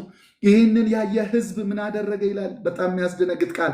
በዙሪያቸው የነበሩ የእስራኤል ልጆች ሁሉ ከጩኸታቸው የተነሳ ምድሪቱ እንዳትውጠን ብለው በረሩ ይላል። እንዳትውጠን ሲሉ ሮጡ አይደለም የሚለው፣ በረሩ። ምድሪቷን መንካት አቃታቸው፣ ፈሩ። ለምን? ምድር ተከፍታ ያን ሁሉ ጉባኤ ስትውጣቸው የነበሩ ሰዎች ከዛ ምድር ላይ መታሰቢያቸው ሲጠፋ ከነ ልጆቻቸው ተዋጡ፣ ከነ ንብረታቸው ተዋጡ ይለናል። ከዛ እሳትም ከእግዚአብሔር ዘንድ ወጥታ ያጥሉ የነበሩትን 250 ሰዎችን እሳትም ከእግዚአብሔር ዘንድ ወጥታ ያጥሉ ከዛ በኋላ ላይ በጣም የሚደንቀኝ አንድ ነገር ነው። ታዲያ እኛ አሁን 84 መዝሙር 84 ላይ ሄደ የቆሬ ልጆች መዝሙር ብለን የጀመርነው እዛ የነበሩት ሁሉ ጠፉ ብሎናል። ከየት ነው የመጡት ስትሉ ደስ የሚለው ዘኍልቍ ምዕራፍ 26 ቁጥር 10 ላይ አንድ ቃል ይናገራል። የቆሬ ልጆች ግን ተረፉ ይለናል። እንዴት ተረፉ? ከነዚህ ከክፉዎች ድንኳን ራቁ ሲል እኛ የለንበትም ፋዘር ብለው ራቁ። አንገባብህም፣ አንቀላቀልም። እኛ ማደሪያውን ድንኳን መርጠናል፣ የአባታችንን ድንኳን ሳይሆን እግዚአብሔርን መርጠናል። አባታቸውን ትተው የሰማዩን አባት መርጠው ከድንኳኑ ሁሉም ተኮልኩሎ በር ላይ ሲቆም የቆሬ ልጆች ግን እኛ እንሳተፍም በዚህ ዓመፅ ውስጥ ብለው ራቁ። እነዚህ ልጆች እነዚህ ሰዎች ናቸው አስቀጥለው ትውልድን የቆሬ መታሰቢያ ሲጠፋ ልጆቹ ግን የእግዚአብሔርን ድንኳን የመረጡ። በኋላ ዝማሬያቸውን ታያታላችሁ። ከአባታቸው ድንኳን ይልቅ የእግዚአብሔርን ማደሪያ ድንኳን የመረጡ ሰዎች ለቅሶ፣ የመረጡ ሰዎች ናፍቆት፣ የመረጡ ሰዎች ጩኸት ስለነበረ በጣም በሚገርም ሁኔታ ትመለከቱታላችሁ። እነዚህ ሰዎች ተረፉ ይለናል። እንዴት ተረፉ? 250ውን እሳት ሲያሳድድ ሲበላ የቆሬ ልጆችን ግን አልበላም። ምድር ተከፍታ ተሰንጥቃ ከነ ቤተሰቡ ስትወጣ እነዚህ ልጆች እኛ የለንም፣ እኛ የእግዚአብሔር ወገን ነን ብለው አመለጡ። ወዳጆቼ በዘመናችሁ ሁሉ መተባበር በማይገባችሁ ጉዳይ የለውበትም በሉ። እናንተ የለውበትም ባላችሁበት ሁሉ እናንተን አያገኛችሁም ያ ነገር። ቤተክርስቲያን ልትሆን ትችላለች፣ ቤተሰብ ሊሆን ይችላል፣ ዘራችሁ ውስጥ የተቀመጠ ሊሆን ይችላል። እኔ የለውበትም በዚህ ውስጥ በሉ። እኔ ሌላ መርጫ ያለው ትላል። እምቢ በሉ። ሙሴ የፈርዖን የልጅ ልጅ እንዳይባል በእምነት እምቢ አለ። እነዚህ ሰዎች በእምነት እምቢ አሉ፣ አንገባበትም አሉ። እምቢ ብለው አመለጡ። ዘኍልቍ ላይ ሲነግር የቆሬ ልጆች እሳት ከሰማይ ወርዳ ስታጠፋ ያንን አመፀኛ የሆነውን ማህበር ምድር ተከፍታ ስትውጥ እነሱ ግን ተረፉ ይላል። እንዴት ተረፉ? የእግዚአብሔር ወገን ነን አሉ። እኛ የእግዚአብሔር ወገን ነን። የማን የቤተሰብ አይደለንም። እኛ የእግዚአብሔር ነን። የምናውቃቸው ሰዎች የፖለቲከኞች አይደለንም፣ የማንም አይደለንም። እኛ የእግዚአብሔር ወገን ነን ያሉ ሰዎች ዝማሬ ነው። መዝሙር 84 ሄዳችሁ የምትመለከቱት። ሰዓት ስለሌለኝ ቶሎ ብዬ ልናገርና ልጨርስ። ጥቂት ነገር የቆሬን ጥቂት ነገር ልንገራችሁ። አንደኛ እነዚህ ልጆች ምን አይነት ዘር ነው ያመጡት ስትሉ የቆሬ ሰባተኛ ትውልድ ሄዳችሁ ሕልቃና ጋር ደርሳችሁ ሕልቃና ማንን ወለደ? ሳሙኤልን ወለደ ይላል። ይሄ ከቆሬ ልጆች የመጣ ነው። ከነዚህ ከተረፉት ያ ከዳን እስከ ቤርሳቤ ድምፁ የሚሰማ ነቢይ የመጣው አንሳተፍም ከነዚህ ቤተሰቦቻችን ጋር ብለው ካመለጡ ሰዎች ነው ኃያላን የወጡበት። በኋላ ላይ ሄዳችሁ የቆሬ ልጆች ዝማሬ የነ ኤማን ዝማሬ፣ ኤማን የቆሬ ልጅ ነው። ሄዳችሁ ስትመለከቱ በዳዊት ዘመን ላይ እነዚህ ኃያል የሆኑ ዘማሪዎች የንጉሥ ባለራዕይ ይለዋል። ኤማንን ማነው? ኤታን የሚባለው የቆሬ ልጅ ነው። የቆሬ የልጅ ልጅ ዘር ሐረግ ውስጥ ያለ ነው። ምን ከተረፉት መካከል ነው። ይህን ሁሉ ዝማሬዎችን የዘመሩልን እነዚህ ሰዎች ናቸው። አሁን እዚህ ቦታ ላይ ሄደን ስንመለከት መዝሙር 84ን የዘመሩልን። መዝሙር 84ን ብቻ አይደለም፣ በመዝሙር 150 መዝሙሮች አሉ። ከ150 መዝሙሮች 11ዱን የቆሬ ልጆች ናቸው የዘመሩት። 11ዱን የቆሬ ልጆች ሲዘምሩልን ይገርማቸዋል። ዝማሬያቸው በጣም የሚደንቅ ነው። በጣም የምንወዳቸው መዝሙሮች ያሉት የቆሬ ልጆች ናቸው። በተለይ ናፍቆት ላይ ማደሪያውን፣ ድንኳኑ። አሁን ይሄ መዝሙር 84 የተጓዦች የጽዮን ተጓዦች ዝማሬ ነው የሚባለው። ማለት በቃ መሄድ የሚናፍቁ ሰዎች እንትን የሚባል ነገር አለ፣ ሆምሲክ የሚባል ነገር አለ። እና ሆምሲክ ማለት ምንድን ነው? ቀያችሁን፣ ሰፈራችሁን፣ ቤታችሁን ርቃችሁ ስትሄዱ የሚመጣ ህመም ነው። ስቃይ ነው፣ ፍላጎት ነው፣ መሻት ነው።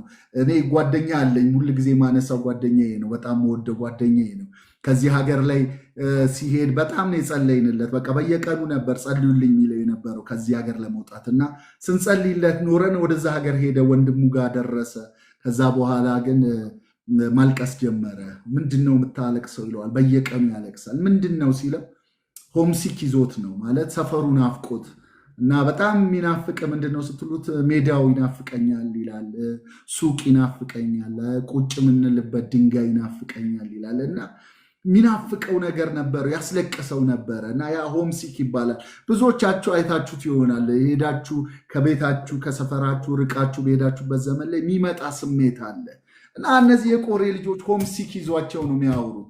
ለምን በተወሰነ ጊዜ አንዴ ነው እየሄዱ ማደሪያው አካባቢ ውስጥ እኮ አይገቡም፣ አልተፈቀደላቸውም። ለእነ አሮን የተፈቀደው። እነሱ ግን ማደሪያው አካባቢ ያለው ማጽዳት ነው፣ አደባባዩ ላይ መሆን ነው፣ የሚሰሩትን ነገሮችን መቆጣጠር ነው፣ መጠበቅ ነው፣ መዘመር ነው ስራቸው። እና ምን ይላሉ? በቃ በልባቸው የጽዮንን መንገድ የሚያስቡ እነሱ ምስጉኖች ናቸው ይላል እና ለናፍቆታቸው የጽዮን መንገዱ ይናፍቃቸዋል። ተዉት ማደሪያውን ራሱ ወደ ጽዮን የሚሄድበት መንገድ ያውም እኮ የለቅሶ ሸለቆ የሚባል መንገድ ነው የሚሄዱት። ሄዳችሁ እኮ ስታነቡ እኮ በለቅሶ ሸለቆ ይለዋል እና ያ በለቅሶ ሸለቆ በሚባለው ስፍራ ላይ ሲሄዱ እግዚአብሔር ግን ምንጭን እያፈለቀላቸው እንደሄዱ ስለሚያውቁ እግዚአብሔር ሆይ መንገዱ ራሱ ናፈቀ፣ ሆምሲክ ይዞናል ይላሉ። ሄደው አካባቢያቸው ለእኛ የሚናፍቀን ሰፈራ የሚናፍቀን አደባባዩ ነው፣ የሚናፍቀን ማደሪያው ድንኳን፣ የሚናፍቀን እዛ አካባቢ ያለው ነው። ይሄ ቦታ የሚያወራው ይሄንን ነው። እንደው እችን ከማንበቤ በፊት ልንገራችሁ፣ ጥቂት ነገር ልንገራችሁ። ታገሱኝ፣ ዛሬ ነው ያረዘምኩት። አንደኛ ወተን የገባ ነው። ሁለተኛ ይህንን ባልናገር የእግዚአብሔር ተጠያቂ ይሆናል እናንተም ባልሆን እና ምንድን ነው መሰላችሁ መዝሙር 42ን ምናቀው ዋላ ወደ ውሃ ምንጭ እንደምናፍቅ እንዲሁ ነፍሴ አንተን ትናፍቃለች። መቼ ደርሳለሁ የአምላክንስ ፊት መቼ አያለው ትላለች። እነዚህ ሰዎች ናፍቆታቸው ዋላ የምትባለው እንስሳ እኮ በቃ ትልቁ ነገሯ ምንድን ነው ብትሉ ውሃ ነው። የሚበላት አውሬ ስላለ እንደገና ደግሞ ጠረኗ ራሱ አውሬዎችን ስለሚስብ በቃ በጣም ትቸገራለች። ግን ታግሳ እንደምንም ብላ ግን ውሃ ጋር ትሄዳለች። እና እነዚህ ሰዎች ዋላ ወደ ውሃ ምንጭ እንደሚናፍቅ ነፍሴ አንተን ትናፍቃል፣ ስጋዬ አንተን ትናፍቃል። እና ደግሞ የምፈልገው መቼ ነው ማየው የአምላክን ፊት መቼ ነው የምገናኘው እንላለን። ይሄን የዘመሩልን ማን ናቸው ስትሉ የቆሬ ልጆች ናቸው።